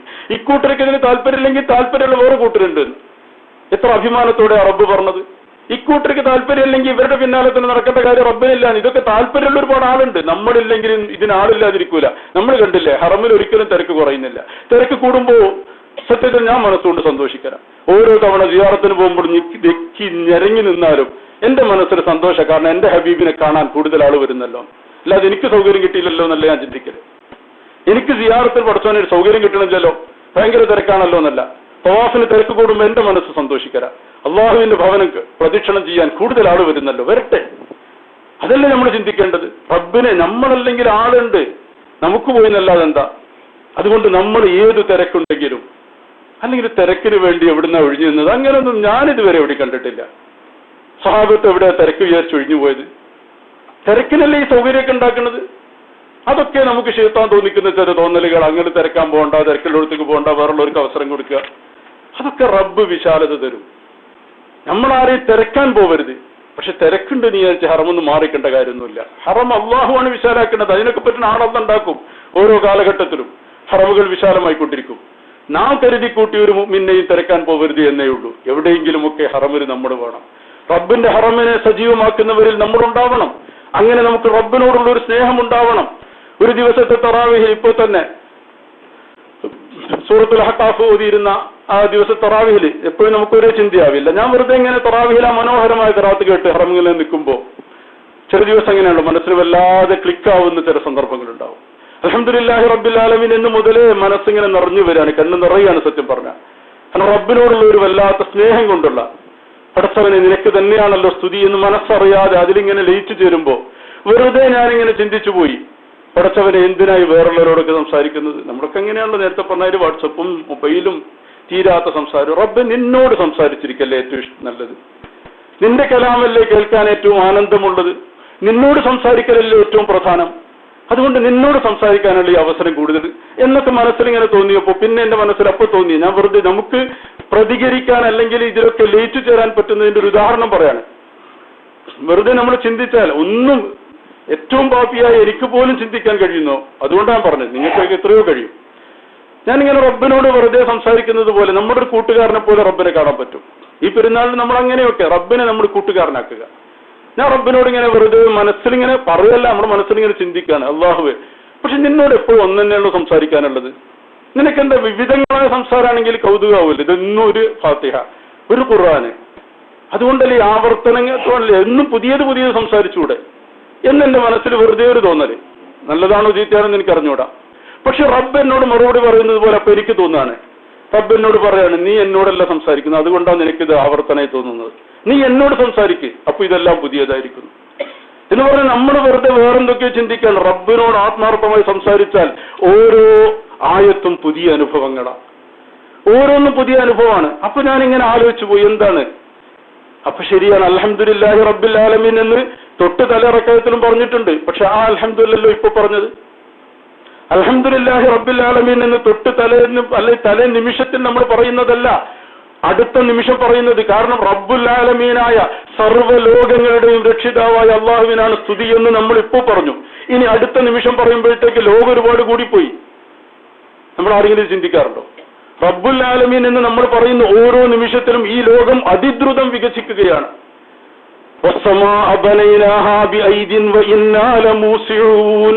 സൂറത്ത് ദാരിയത്തിൽ അല്ലാഹു തആല പറഞ്ഞു, ആകാശത്തെ അതിശക്തിയോടെ തന്നെയാണ് നാം പടച്ചത്, നാം നിരന്തരം അതിനെ വികസിപ്പിച്ചുകൊണ്ടിരിക്കുകയാണ്. ഓരോ സെക്കൻഡിലും എത്രയായിരം കോടിക്കണക്കിന് മൈലുകൾ അപ്പുറത്തേക്ക് ലോകം വികസിക്കുക. അങ്ങേക്ക് പോകാൻ തിരക്കുന്നു എന്ന് പറഞ്ഞാൽ നമ്മൾ ഇപ്പോൾ റബ്ബുൽ ആലമീൻ പറഞ്ഞ റബ്ബുൽ ആലമീൻ അല്ല, അടുത്ത നിമിഷത്തിൽ ലോകങ്ങളൊക്കെ മാറി. നമുക്ക് ചിന്തിക്കാൻ കഴിയാത്ത എത്രയോ പുതിയ ലോകങ്ങൾ കടന്നു വന്നു, അതിന്റെയൊക്കെ റബ്ബ. ഇതുവരെ നമ്മൾ പറഞ്ഞ റബ്ബല്ല, ഇപ്പോൾ അതിനേക്കാൾ എത്രയോ വിശാലമായ ലോകത്തിന്റെ റബ്ബ. ഇത് മാത്രം ചിന്തിച്ചു നോക്കിയാണ് നിങ്ങൾ. ഞാൻ ഒരുപാട് ഖുർആൻ ക്ലാസ്സിലൊക്കെ അത്ഭുതപ്പെട്ട് നിന്ന് പോകാറുള്ളൊരു സ്ഥലമാണിത്. ലോകം വികസിക്കുന്നു, പ്രപഞ്ചം വികസിക്കുന്നു എന്ന് പറഞ്ഞത്. എവിടേക്കാണ് ഇത് വികസിക്കുന്നത്? ഒന്ന് ചിന്തിക്കണല്ലേ, നമ്മൾ എവിടേക്കത് വികസിക്കുന്നത്? നമ്മളിപ്പോൾ ഒരു ബലൂൺ ഊതിയാൽ ബലൂൺ ഇങ്ങനെ വികസിക്കും. അത് എവിടേക്കാ? അത് ഈ റൂമിൽ നേരത്തെ വേറെ സ്ഥലമുള്ളത് കൊണ്ടാ. പ്രപഞ്ചം വികസിക്കുന്നു എന്ന് പറയുമ്പോൾ എവിടേക്കാ വികസിക്കുന്നത്? അപ്പൊ പ്രപഞ്ചത്തിനപ്പുറത്ത് വേറെ സ്ഥലമുണ്ടോ? അങ്ങനെയാണെങ്കിൽ അത് പ്രപഞ്ചത്തിന് അതിർത്തി വെച്ചിട്ടുണ്ടോ? ഇതുവരെ പ്രപഞ്ചം അവിടുന്ന് അങ്ങോട്ട് വേറെ? എവിടേക്കത് വികസിക്കുന്നത്? ഇതിനൊരു ഉത്തരം കിട്ടണമല്ലോ. അവികസിതമായ ഒരു പ്രപഞ്ചം പിന്നെ വികസിച്ചുകൊണ്ടിരിക്കുന്നുവെങ്കിൽ അത് എവിടേക്കാ? ഇതിനപ്പുറത്ത് എന്താ അതുവരെ ഉണ്ടായിരുന്നത്? വികസിക്കാൻ ഒരു സ്ഥലമുണ്ടായിരുന്നോ? എന്തുത്തരം ഇതിന് കിട്ടാൻ പോണത്? ആർക്കാണ് ഇതിന് ഉത്തരം പറയാൻ പറ്റുക? എവിടേക്കാണ് ഈ പ്രപഞ്ചം വികസിച്ചു പോകുന്നത്? അപ്പോൾ വികസിക്കാൻ ശൂന്യമായ ഒരു സ്ഥലം നേരത്തെ ഉണ്ടായിരുന്നു. കിതാബിന്റെ ഒക്കെ ഭാഷയിൽ പിന്നെ ഹലവുമില്ല മലവുമില്ല എന്ന് പറയും. അങ്ങനെ പറഞ്ഞതുകൊണ്ടായോ? ശൂന്യതയുമില്ല, വസ്തുവില്ല, എന്താണ് പിന്നെന്താണ്? എവിടേക്കാണ്? ഇതിങ്ങനെ നിൽക്കണില്ല, അതിദ്രുതം. അതിപ്പോ ശാസ്ത്രീയമായി തെളിയിക്കപ്പെട്ടതാ. കഴിഞ്ഞ വർഷത്തിന് മുമ്പത്തെ വർഷത്തിലൊക്കെ നൊബേൽ സമ്മാനം കിട്ടിയ തിയറിയാണ് എക്സ്പാൻഡിങ് യൂണിവേഴ്സ്. പ്രപഞ്ചം വികസിക്കുന്നു എന്നതിന്. വികസിക്കുന്നു എന്ന് 2 വർഷത്തെ അറിവല്ല, 40 കൊല്ലമായി ഈ ആശയം വന്നിട്ട് അതിന് ശാസ്ത്രീയമായി തെളിയിക്കുമ്പോഴല്ലേ നൊബേൽ സമ്മാനം കൊടുക്കാൻ പറ്റുള്ളൂ. ശാസ്ത്രീയമായി തെളിവുകൾ സമർപ്പിച്ച് ഏറെക്കുറെ അതൊരു സമ്മാനാർഹമാകുന്ന കോലത്തിൽ പ്രബന്ധങ്ങൾ അവതരിപ്പിക്കപ്പെട്ടത് കഴിഞ്ഞ 2 വർഷം മുമ്പാണ്. അതുകൊണ്ട് അന്നത്തെ ഭൗതിക ശാസ്ത്രത്തിലെ സമ്മാനം പോലും, നൊബേൽ സമ്മാനം പോലും നേടിയ തിയറിയാണ് ലോകം പ്രപഞ്ചം വികസിക്കുന്നു എന്നത്. ശാസ്ത്രവും അംഗീകരിച്ചൊരു മഹാസത്യമാണ്. പക്ഷെ എവിടേക്കാണ് ഈ പ്രപഞ്ചം വികസിക്കുന്നത്? എന്താ ഇതിനൊക്കെ ഉത്തരം? ഇനി ഇതിങ്ങനെ ഒരു വസ്തു സൂക്ഷ്മമായി ഇങ്ങോട്ട് വീണ്ടും വികസിതമായ പ്രപഞ്ചമോ? വികസിതമായ പ്രപഞ്ച അവസാനം അല്ലാഹു തആല തന്നെ പറഞ്ഞു, ഇതൊക്കെ യൗമനതു ബിസ്സമാഅക തയ്യിസിജില്ലിൽ കുതുബ് കമാ ബദഅനാ അവ്വല ഖൽഖിൻ നുഈദു വഅദൻ അലൈനാ ഇന്നാ കുന്നാ ഫാഇലിൻ. ഒരു ഗ്രന്ഥം മടക്കുന്നത് പോലെ ഈ വികസിതമായ പ്രപഞ്ചത്തെ അങ്ങനെ 360 ഡിഗ്രി ഇങ്ങനെ മടക്കിയിട്ട് ഒരു ബിന്ദുവിലേക്ക് കൊണ്ടുവരും. കമാ ബദഅനാ അവ്വല ഖൽഖിൻ നുഈദു, സൃഷ്ടി തുടങ്ങിയതുപോലെ നാം അത് മടക്കുന്നു. ഒരു ബിഗ് ബാങ് തിയറിയിലൂടെ അല്ലെങ്കിൽ ഒരു മഹാവിസ്ഫോടനത്തിലൂടെ ഒരു ബിന്ദുവിൽ നിന്ന് ആകാശഭൂമികൾ ഒരു പിണ്ഡമായിരുന്നു, ഒന്നിച്ചു നിൽക്കുകയായിരുന്നു. നാം അതിനെ പിളർത്തി എന്നിട്ട് അതിനെ നമ്മളിട്ട് വേർപിരിച്ചു. ആ ഒരു മഹാവിസ്ഫോടനത്തിലൂടെ അതിശക്തമായി അതങ്ങനെ വികസിച്ചു പോയിക്കൊണ്ടിരിക്കുക. അല്ലെങ്കിൽ ഈ ശക്തി എന്താ? നമ്മളെന്ത് റബ്ബിനെ അറിഞ്ഞു? അള്ളാഹ് പറയാണ്, അള്ളാഹ് അവർ തീരെ അറിഞ്ഞിട്ടേ ഇല്ല, ഹഖ ഖദർ അറിഞ്ഞിട്ടില്ല, ഒരാളും അറിയേണ്ട വിധം റബ്ബിനെ അറിഞ്ഞിട്ടില്ല. വൽഅർദു ജമീഅൻ ഖബദതുഹു യൗമൽ ഖിയാമ, ഈ ഭൂമി മുഴുവൻ ഖിയാമത്ത് നാൾ അള്ളാഹിന്റെ ഒരൊറ്റ പിടിയില്ല. വസ്സമാവാതു മത്വിയാതുൻ ബിയമീനിഹി, ആകാശങ്ങൾ മുഴുവൻ അള്ളാഹു ചുരുട്ടിപ്പിടിക്കുക. ഈ ഭൂമി മുഴുവൻ, ഇതിലെ സകലമായ പർവ്വതങ്ങളും ഈ സമുദ്രങ്ങളും സകലതും ഒരു പിടിയിൽ ആകാശങ്ങളൊന്നായി ചുരുട്ടിപ്പിടിച്ചിട്ട് ആ റബ്ബിനെ നമ്മൾ എന്തറിഞ്ഞു? ഈ മഹാപ്രപഞ്ചത്തെ മുഴുവൻ ഇതിലെ പോവട്ടെ, ഈ മഹാപ്രപഞ്ചമല്ല, ഇതിലെ ഒരു ആറ്റം, ഒരു അണു, ഒരു തന്മാത്രയുടെ ഉള്ളിലുള്ള ഒരു ആറ്റം പോലും പൊട്ടിത്തെറിച്ച എത്ര ശക്തിയാണ്! ഓരോ വസ്തുവിനും എത്ര മഹാശക്തിയാണ് റബ്ബ് ചേർത്ത് വെച്ചിരിക്കുന്നത്. ഇത് പൊട്ടുന്നില്ലല്ലോ, അത്രയും ഭദ്രമായി നിർത്തിയല്ലേ. ഇത് പൊട്ടിക്കാനാണല്ലോ ഏറ്റവും വലിയ ശ്രമം. ലോകത്തിനത് വലിയൊരു അത്ഭുതമായി നിൽക്കുക. സാധിക്കുന്നില്ല പല രാഷ്ട്രങ്ങൾക്കും ഒരാറ്റത്തെ പൊട്ടിക്കാൻ. രാഷ്ട്രങ്ങൾ വിചാരിച്ചാൽ ഒരാറ്റം പൊട്ടിക്കിട്ടൂല. ഒരാറ്റത്തിനുള്ള ശക്തി. ഇതല്ലേ ഈ മഹാപ്രപഞ്ചത്തിൽ എന്തെല്ലാം ശക്തികളാണ് റബ്ബ് സന്നിവേശിപ്പിച്ചിരിക്കുന്നത്. എന്നാൽ എത്രയായിരം കോടിക്കണക്കിന് ഹീലിയം തന്മാത്രകൾ, ആറ്റങ്ങൾ പൊട്ടിത്തെറിക്കുന്നതാ സൂര്യൻ. അവിടെയൊക്കെ ഈ മഹാവിസ്ഫോടനങ്ങൾ റബ്ബ് ഓരോ നിമിഷവും നടത്തിക്കൊണ്ടിരിക്കുന്നു. ഒരു നിമിഷത്തില് സൂര്യനിലെ ഊർജം മതി ഈ ലോകം മുഴുവൻ എത്രയോ കൊല്ലം കൊണ്ടിറക്കാൻ, ഈ ഭൂമി മുഴുവൻ. അള്ളാഹിന്റെ അടുക്കൽ ഊർജത്തിനൊന്നും ഒരു കുറവുമില്ല. അള്ളാഹുവിന്റെ ഖജനാവിൽ എല്ലാം ഉണ്ട്. പക്ഷേ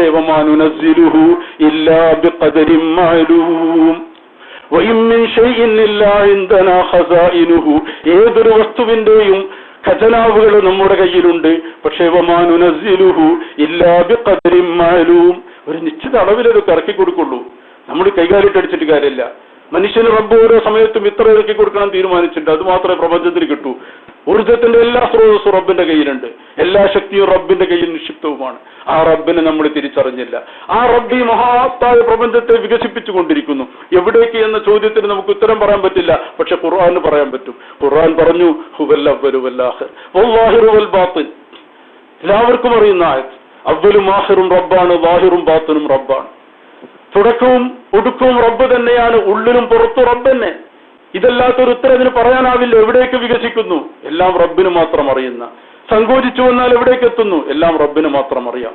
തുടക്കവും ഒടുക്കവും അകവും പുറവും എല്ലാം റബ്ബ് തന്നെയാ. അല്ലാതെ നമുക്കൊന്നും പറയാൻ കഴിയില്ല. പ്രകാശം, എന്താണ് ഈ അത്ഭുതം! പ്രകാശവേഗം ഐൻസ്റ്റൈനെ പോലും അമ്പരപ്പിച്ച, ലോകത്തെ ഇന്നും ഏറ്റവും വലിയ ശാസ്ത്രജ്ഞനായി അറിയപ്പെടുന്ന ഐൻസ്റ്റൈന്റെ ആപേക്ഷികത സിദ്ധാന്തത്തിന്റെ മൂലകാരണമായ ഈ പ്രകാശം, പ്രകാശവേഗത, എന്താ പ്രകാശം? അല്ലാഹു നൂറു സമാവാതി വൽ അർദ്. നമുക്കറിയാൻ പറ്റുമോ എന്താ? എവിടേക്കായി പ്രകാശം? വെളിച്ചം കെട്ട, വിളക്ക് കെട്ട പ്രകാശം എവിടെ പോയി ഒളിക്കുന്നു? എന്താണ് പ്രകാശം?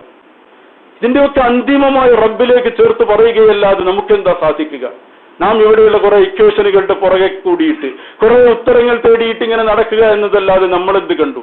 അതുകൊണ്ട് ഇവിടെയുള്ള കുറെ ഇക്വേഷനുകളും കുറെ പുസ്തകങ്ങളും കുറെ പ്രോബ്ലം സോൾവ് ചെയ്യാനുള്ള കുറെ ലാബുകളും സംവിധാനങ്ങളും ഇതൊക്കെയായി നടക്കുന്ന, ഇതൊക്കെ വലിയ കാര്യമാണെന്ന് ഒരാൾ വിചാരിക്കുമ്പോ വേറെ ആൾക്ക് ഇതിലൊന്നും അതിന്റെയൊന്നും ഭാഷ അറിയില്ല, ആൾക്ക് ഈ പറയുന്ന ഇക്വേഷനുകൾ അറിയില്ല, പ്രോബ്ലം സോൾവ് ചെയ്യാൻ അറിയില്ല, ലാബിലെ ഒരുപാട് സംവിധാനങ്ങളും അവിടുത്തെ ഏർപ്പാടുകളും അറിയില്ല. അവർക്ക് ആ കാലിങ്ങനെ പോവാണ്. അപ്പൊ ഈ ലാബിൽ പഠിക്കുന്ന ഒരുപാട് വലിയ വിദ്യാഭ്യാസ വിചക്ഷണന്മാർ ഇയാളെ പരിഹാസത്തോടെ നോക്കി പറയാണ്, ഈ കാക്കാക്ക് എന്താ ഇയാൾക്കൊന്നും അറിയില്ലല്ലോ, ഇയാൾക്ക് ഞങ്ങളുടെ ഭാഷ അറിയില്ല, ഞങ്ങളുടെ രീതി അറിയില്ല. പക്ഷെ അയാൾ പറയുന്നു, നിങ്ങൾ ഈ വായിക്കുന്ന പുസ്തകമൊക്കെ എഴുതിയാളുടെ അടുത്തേക്ക് ഞാൻ പോകുന്നത്.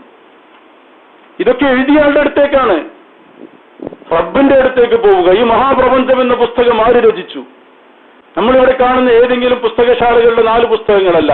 ഈ മഹാപ്രപഞ്ചം എന്ന പുസ്തകത്തെ തന്നെ രചിച്ച റബ്ബിലേക്ക് ഒരാൾ കടന്നു ചെന്നാൽ ആ റബ്ബ് അയാൾക്ക് എല്ലാ അറിവുകളും എല്ലാ പ്രോബ്ലങ്ങളുടെയും സൊല്യൂഷനും കൊടുത്താൽ അയാൾക്കൊന്നും അറിയില്ല എന്ന് പരിഹസിക്കുന്നതിന് പകരം ആ ആളുകളെയാണ് റബ്ബ് ഇഷ്ടപ്പെടുന്നത്. അതുകൊണ്ടാണ് നാളെ ജന്നാത്തുൽ ഫിർദൗസിൽ അവർ ഒരുമിച്ച് കൂട്ടുമ്പോ കാഫിരിങ്ങൾ കൈകാലിട്ടടിക്കുമ്പോ റബ്ബ് അവരോട് പറയുന്നത്, എനിക്ക് നിങ്ങളോടുള്ള പ്രതികാരം എന്താ?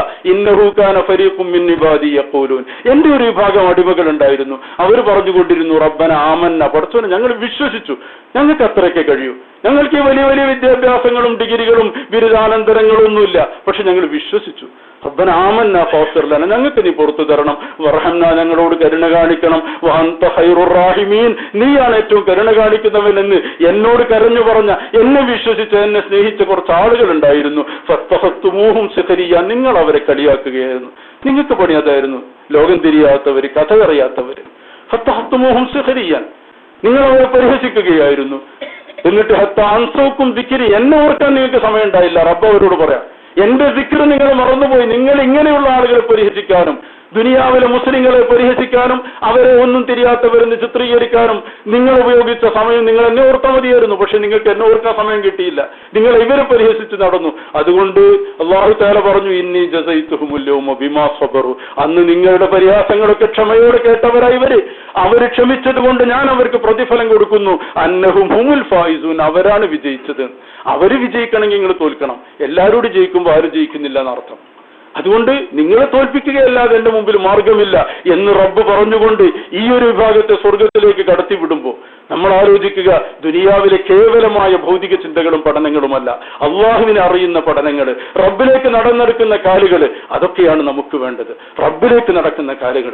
മഹാനായ അബ്ദുല്ലാഹിബ്നു ജഹ്ശ് തങ്ങൾ രണാങ്കണത്തിന്റെ നടുക്കളത്തിൽ കിടക്കുന്നില്ലേ ഇപ്പോഴും? മഹാനായ സയ്യിദു ശുഹദ ഹംസ റളിയല്ലാഹു അൻഹുവിന്റെ കൂടെ, മഹാനായ മുസ്അബ് ബിൻ ഉമൈറിന്റെ കൂടെ ഓരോ കൈവെട്ടുമ്പോഴും അടുത്ത കൈയിലേക്ക് പതാക മാറിയും ദീനിന് വേണ്ടി ഉയരത്തിൽ പിടിച്ച പതാകയുടെ വാഹകനായിരുന്നു മുസ്അബ് ബിൻ ഉമൈർ റളിയല്ലാഹുവിന്റെ കൂടെ. ദുനിയാവിലൊന്നും നേടാതെ വീട്ടിൽ നിന്ന് അവസാനം ഇറങ്ങുമ്പോൾ ഒന്നും തരില്ലെന്ന് ക്ഷണിച്ച, പുതിയ മതത്തിൽ ചേർന്നാൽ എന്റെ മുതൽ തരില്ലെന്നും എന്റെ സൗകര്യങ്ങൾ ഉപയോഗിക്കാൻ പാടില്ലെന്നും പറഞ്ഞ പിതാവിനെയും മാതാവിനെയും എല്ലാവരെയും ഉപേക്ഷിച്ച് അല്ലാഹുവിന്റെ റസൂലിന്റെ മാർഗത്തിലേക്ക് പോകുമ്പോൾ അവസാനം വീട്ടിൽ നിന്ന് എറിഞ്ഞു കൊടുത്ത ഒരു കരിമ്പടം മാത്രമാണ് ഉണ്ടായിരുന്നത്, ഉടുക്കാനും പുതക്കാനും ഒക്കെ. ഇതിന്റെ രണാങ്കണത്തിൽ ഷഹീദായി കിടക്കുമ്പോൾ സഹാബത്ത് വന്ന അല്ലാഹുവിന്റെ റസൂലിനോട് പറഞ്ഞു, മുസ്അബിന് കഫൻ ചെയ്യാൻ പോലും ഒന്നും ഞങ്ങളുടെ കയ്യിലില്ല, തലമറച്ചാൽ കാലുമറയില്ല, കാലുമറച്ചാൽ തലമറയില്ല. അവസാനം തലമറക്കാൻ പറഞ്ഞ് കാലിൽ പുല്ല് വെച്ച് കെട്ടാൻ പറഞ്ഞ ആ മുസ്അബ് ദുനിയാവിൽ നിന്നൊന്നും നേടാതെ സമ്പന്നനായ പിതാവിന്റെ മകൻ കടന്നുപോയി.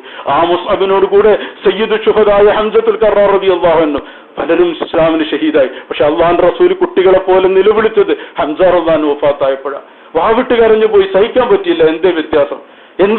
നമ്മൾ ആലോചിക്കണം. ഒരു രക്തബന്ധം മാത്രമല്ല അത്, അല്ലാഹുവിന്റെ റസൂലിന്റെ രക്തബന്ധങ്ങൾ വേറെയും ഉണ്ടായിട്ടില്ലേ? അബ്ബാസ് റളിയല്ലാഹു അടക്കമുള്ള പിതൃവ്യന്മാരൊക്കെ വേറെയുമില്ലേ അപ്പുറത്തും ഇപ്പുറത്തും ഒക്കെ? എന്തേ ഹംസ റളിയല്ലാഹു അൻഹു അല്ലാഹുവിന്റെ റസൂലിനെയാണ് സ്നേഹിച്ചത്, റസൂലുള്ളാഹിക്ക് വേണ്ടി അതിലേക്ക് വന്നത്. ഒരു സത്യം മനസ്സിലാക്കി വന്ന ആളൊന്നുമല്ല. അന്ന് സാധാരണ പോലെ ഇതിലൊന്നും ശ്രദ്ധിക്കാതെ വേട്ടയാടിയും അങ്ങനെ തന്റെ ഏർപ്പാടുകളായിട്ട് നടന്നിരുന്ന അതിശക്തനും ധീരനുമായ ഹംസ റളിയല്ലാഹു ഒരു ദിവസം വൈകുന്നേരം വരുമ്പോഴാണ് കേൾക്കുന്നത് കഅബയുടെ മുമ്പിലിട്ട് തന്റെ സഹോദരപുത്രനെ അബൂജഹൽ വല്ലാതെ പരിഹസിച്ചിട്ടുണ്ട്.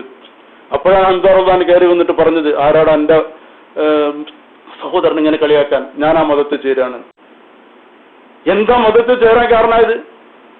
ഖുർആൻ കേട്ടിട്ടല്ല, പറഞ്ഞ സത്യം തോന്നിയിട്ടില്ല, അള്ളാന്റെ റസൂലിനെ കളിയാക്കിയെങ്കിൽ ഹംസന്റെ വ്യത്യാസം അതൊക്കെ നമ്മൾ മനസ്സിലാക്കണം. അത് വേറെ തന്നെയാണ്, വേറെ ആർക്കും ആ സ്ഥാനം കിട്ടിയില്ലല്ലോ. ഹംസ റളിയല്ലാഹു ഇസ്ലാമിലേക്ക് വന്നത് റസൂലുള്ളാഹിന്റെ അഭിമാനം സംരക്ഷിക്കാനാണ്. പിന്നെ എല്ലാം ബോധ്യപ്പെട്ടു. പക്ഷെ വരാനുണ്ട് കാരണം എന്താ? ഖുർആൻ കേട്ടിട്ടല്ല, റളിയല്ലാഹു ഖുർആൻ കേട്ടിട്ട് വന്നു എന്ന് പറയാറുണ്ട്. അല്ലെങ്കിൽ സത്യം വേറെ നിലക്ക് ബോധ്യപ്പെട്ടിട്ടല്ല. അള്ളാന്റെ റസൂലിന്റെ അഭിമാനം സംരക്ഷിക്കാൻ അങ്ങനെ നിങ്ങൾ ഇതാകുകയാണെങ്കിൽ ഞാൻ ആ കൂട്ടത്തിലാണെന്നാ പറഞ്ഞത്. ആ ഒരു കടപ്പാട്, എന്റെ അഭിമാനത്തിന് വേണ്ടിയാണ് എന്റെ ഹംസ ഷഹീദായത്. അത് അള്ളാഹുന്റെ റസൂലിന് സഹിക്കാൻ പറ്റുമായിരുന്നില്ല. അതുകൊണ്ടാണ് കുട്ടികളെ പോലെ കരഞ്ഞത്. 70 ആളോട് ഞാൻ ഇതിന് പ്രതികാരം ചെയ്യുമെന്ന് പോലും ആ വേദനയിൽ തങ്ങൾ പറഞ്ഞു പോയി. പക്ഷെ അള്ളാഹു തആല പറഞ്ഞു,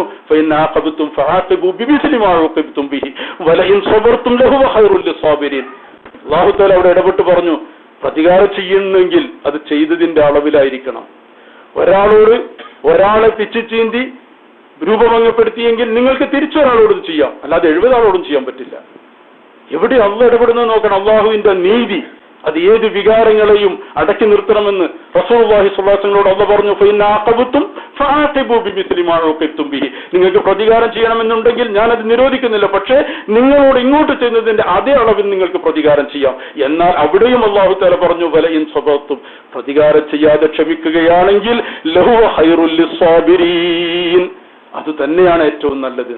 അതാണ് ഇസ്ലാം. അള്ളാഹുവിന്റെ റസൂൽ പറഞ്ഞു, ഞാൻ ആരോടും പ്രതികാരം ചെയ്യുന്നില്ല, ഞാൻ ക്ഷമിക്കുകയാണ് എന്ന്. അങ്ങനെ അള്ളാഹുവിന്റെ റസൂലിന് ഏറ്റവും വേദനയുണ്ടാക്കിയ ആ ഹംസ റളിയല്ലാഹു അൻഹു ഷഹീദായി. ഉഹദിന്റെ രണാങ്കണത്തിൽ നമുക്ക് കാണാം 2 കെട്ടുകൾ, മധ്യത്തിലൊരു കെട്ട്, സൈഡിലൊരു കെട്ടും. ബാക്കി സഹാബികളും ശുഹദാക്കളൊക്കെയും അങ്ങേ സൈഡിലാണെങ്കിൽ നടുവിലുള്ളത് മഹാനായ ഹംസ റളിയല്ലാഹു അൻഹും മുസ്അബ് ബിൻ റളിയല്ലാഹു അക്കൂട്ടത്തിൽ അബ്ദുല്ലാഹി ബിൻ ജഹ്ഷ് തങ്ങൾ. അബ്ദുല്ലാഹി ബിൻ ജഹ്ഷ് തങ്ങൾ ഉഹദ് യുദ്ധം തുടങ്ങുന്നതിന്റെ തൊട്ടു മുമ്പ് മഹാനായ സഅദ് ബിൻ അബീ വഖാസ് റളിയല്ലാഹു അൻഹു ദുആക്ക് ഉത്തരം കിട്ടുമെന്ന് സഹാബത്തിൽ പ്രസിദ്ധനായ ആളാണ്, മുസ്തജാബുദ് ദഅവ സഅദ് ബിൻ അബീ വഖാസ് തങ്ങൾ. സഅദ് ബിൻ അബീ വഖാസ് തങ്ങൾ ദുആക്ക് ഉത്തരം കിട്ടാൻ എന്താ കാര്യം? അല്ലാഹുവിന്റെ റസൂലിനോട് ചെന്ന് പറഞ്ഞതാ. ഓരോരുത്തർ ഓരോന്നാണല്ലോ ചോദിക്കുക, ചിലർക്ക് രോഗം മാറി കിട്ടല്, ചിലർക്ക് ഓരോ വിഷയം. സഅദ് ബിൻ അബീ വഖാസ് റളിയല്ലാഹു അൻഹു സമർത്ഥന. അദ്ദേഹം ചോദിച്ചു, അല്ലാഹുവിന്റെ റസൂലെ, എന്നെ മുസ്തജാബുദ് ദഅവത്താക്കാൻ ദുആ ചെയ്യണം, ദുആക്ക് ഉത്തരം കിട്ടുന്ന ആളാക്കാൻ പിന്നെ എല്ലാത്തിനും അങ്ങോട്ട് വരണ്ടല്ലോ. കുറച്ചും കൂടി അഡ്വാൻസ്ഡ് ആയ ചോദ്യമാണ്. എന്റെ ദുആക്ക് ഉത്തരം കിട്ടുന്ന ആളാക്കാൻ എന്നെ അങ്ങനെ ദുആർക്കണം എന്ന് പറഞ്ഞു.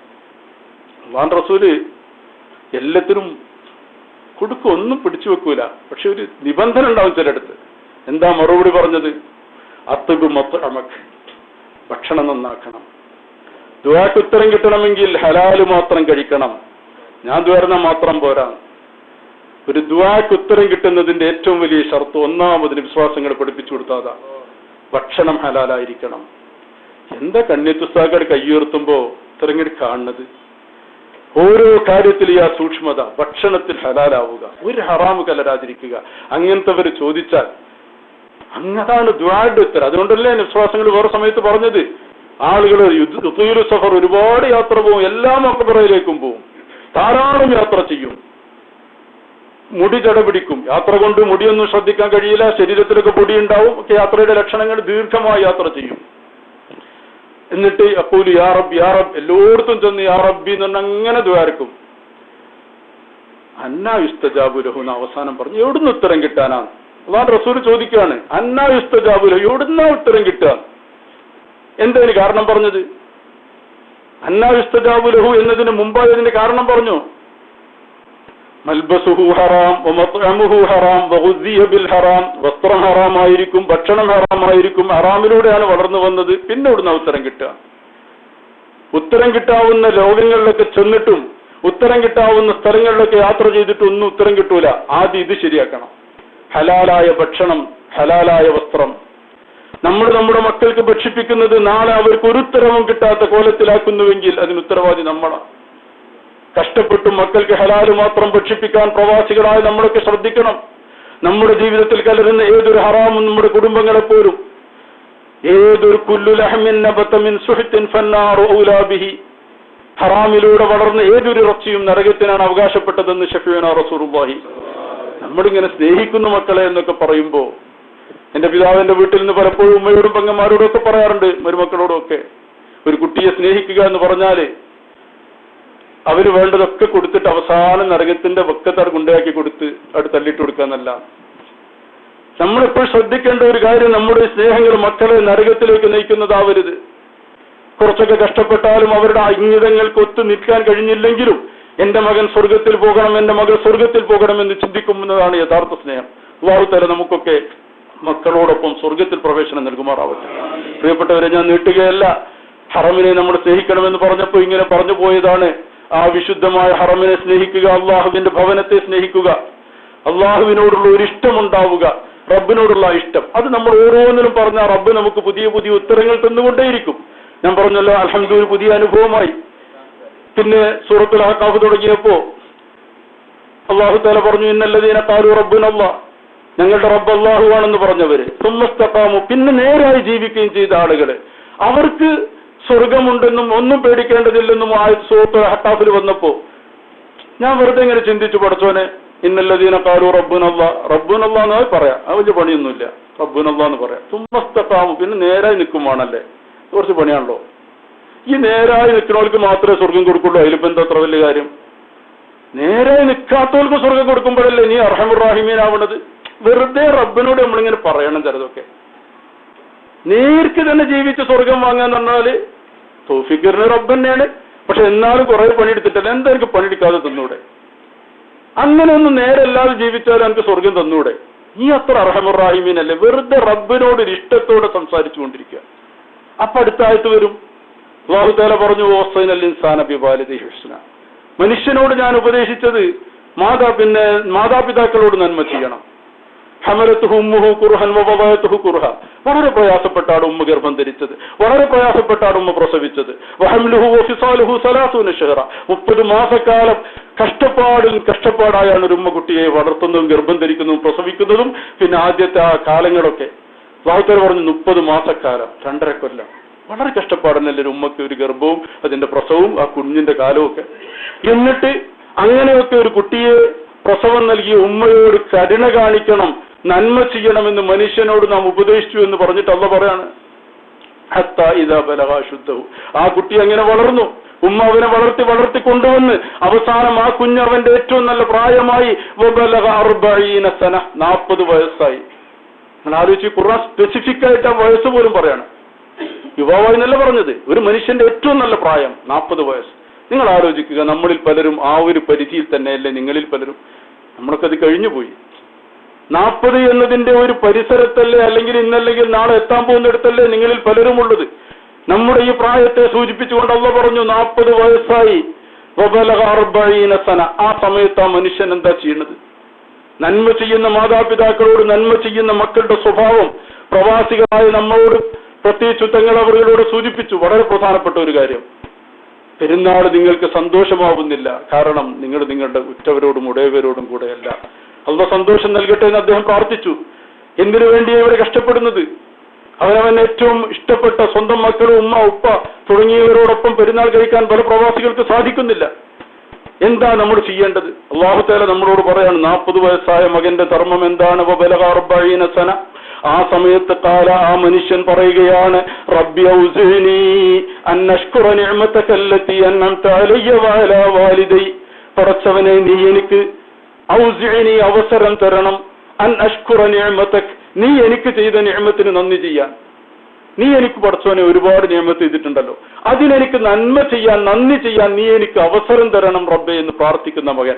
എനിക്ക് നീ നിഅമത്ത് ചെയ്തതിന് നന്ദി ചെയ്യാൻ എന്ന് പറഞ്ഞിട്ട് അവസാനിപ്പിക്കണില്ല, വഅലാ വാലിദയ്യ, എന്റെ ഉമ്മക്കും ഉപ്പക്കും, നിന്റെ ഉമ്മാക്കും വാപ്പാക്കും ഈ ഒരുപാട് നന്മ ചെയ്തല്ലോ, അതിന് നിന്നോട് നന്ദി ചെയ്യാൻ അവർക്ക് അവസരം കൊടുക്കാനല്ല പറഞ്ഞത്, എനിക്ക് അവസരം തരണമെന്ന്. നിന്റെ ഉമ്മാക്ക് റബ്ബ് ഒരു നന്മ ചെയ്തിട്ടുണ്ടെങ്കിൽ അതിന് റബ്ബിനോട് നന്ദി ചെയ്യേണ്ടവൻ ഞാനാണെന്ന ബോധം ഉണ്ടാവണം. എന്റെ പ്രിയപ്പെട്ടവര്, നമ്മൾ ഓരോരുത്തർക്കും വേണം ആ ബോധം. നിങ്ങളുടെ ഉമ്മാക്ക് റബ്ബ് ഒരുപാട് അനുഗ്രഹം ചെയ്തില്ലേ? ദീനുൽ ഇസ്ലാമിലല്ലേ ഉമ്മയുള്ളത്?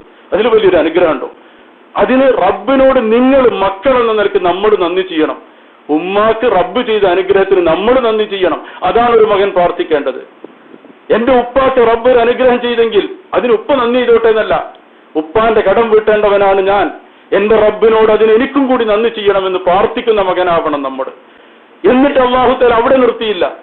റബ്ബി ഔസിനി അൻ അഷ്കുറ നിഅമതക അല്ലതി അൻഅംത അലയ്യ വഅലാ വാലിദയ്യ വഅൻ അഅമല സാലിഹൻ തർളാഹ്, നിനക്ക് പൊരുത്തപ്പെട്ട സാലിഹ അമൽ ചെയ്യാനും റബ്ബേ നീ എനിക്ക് അവസരം തരണം.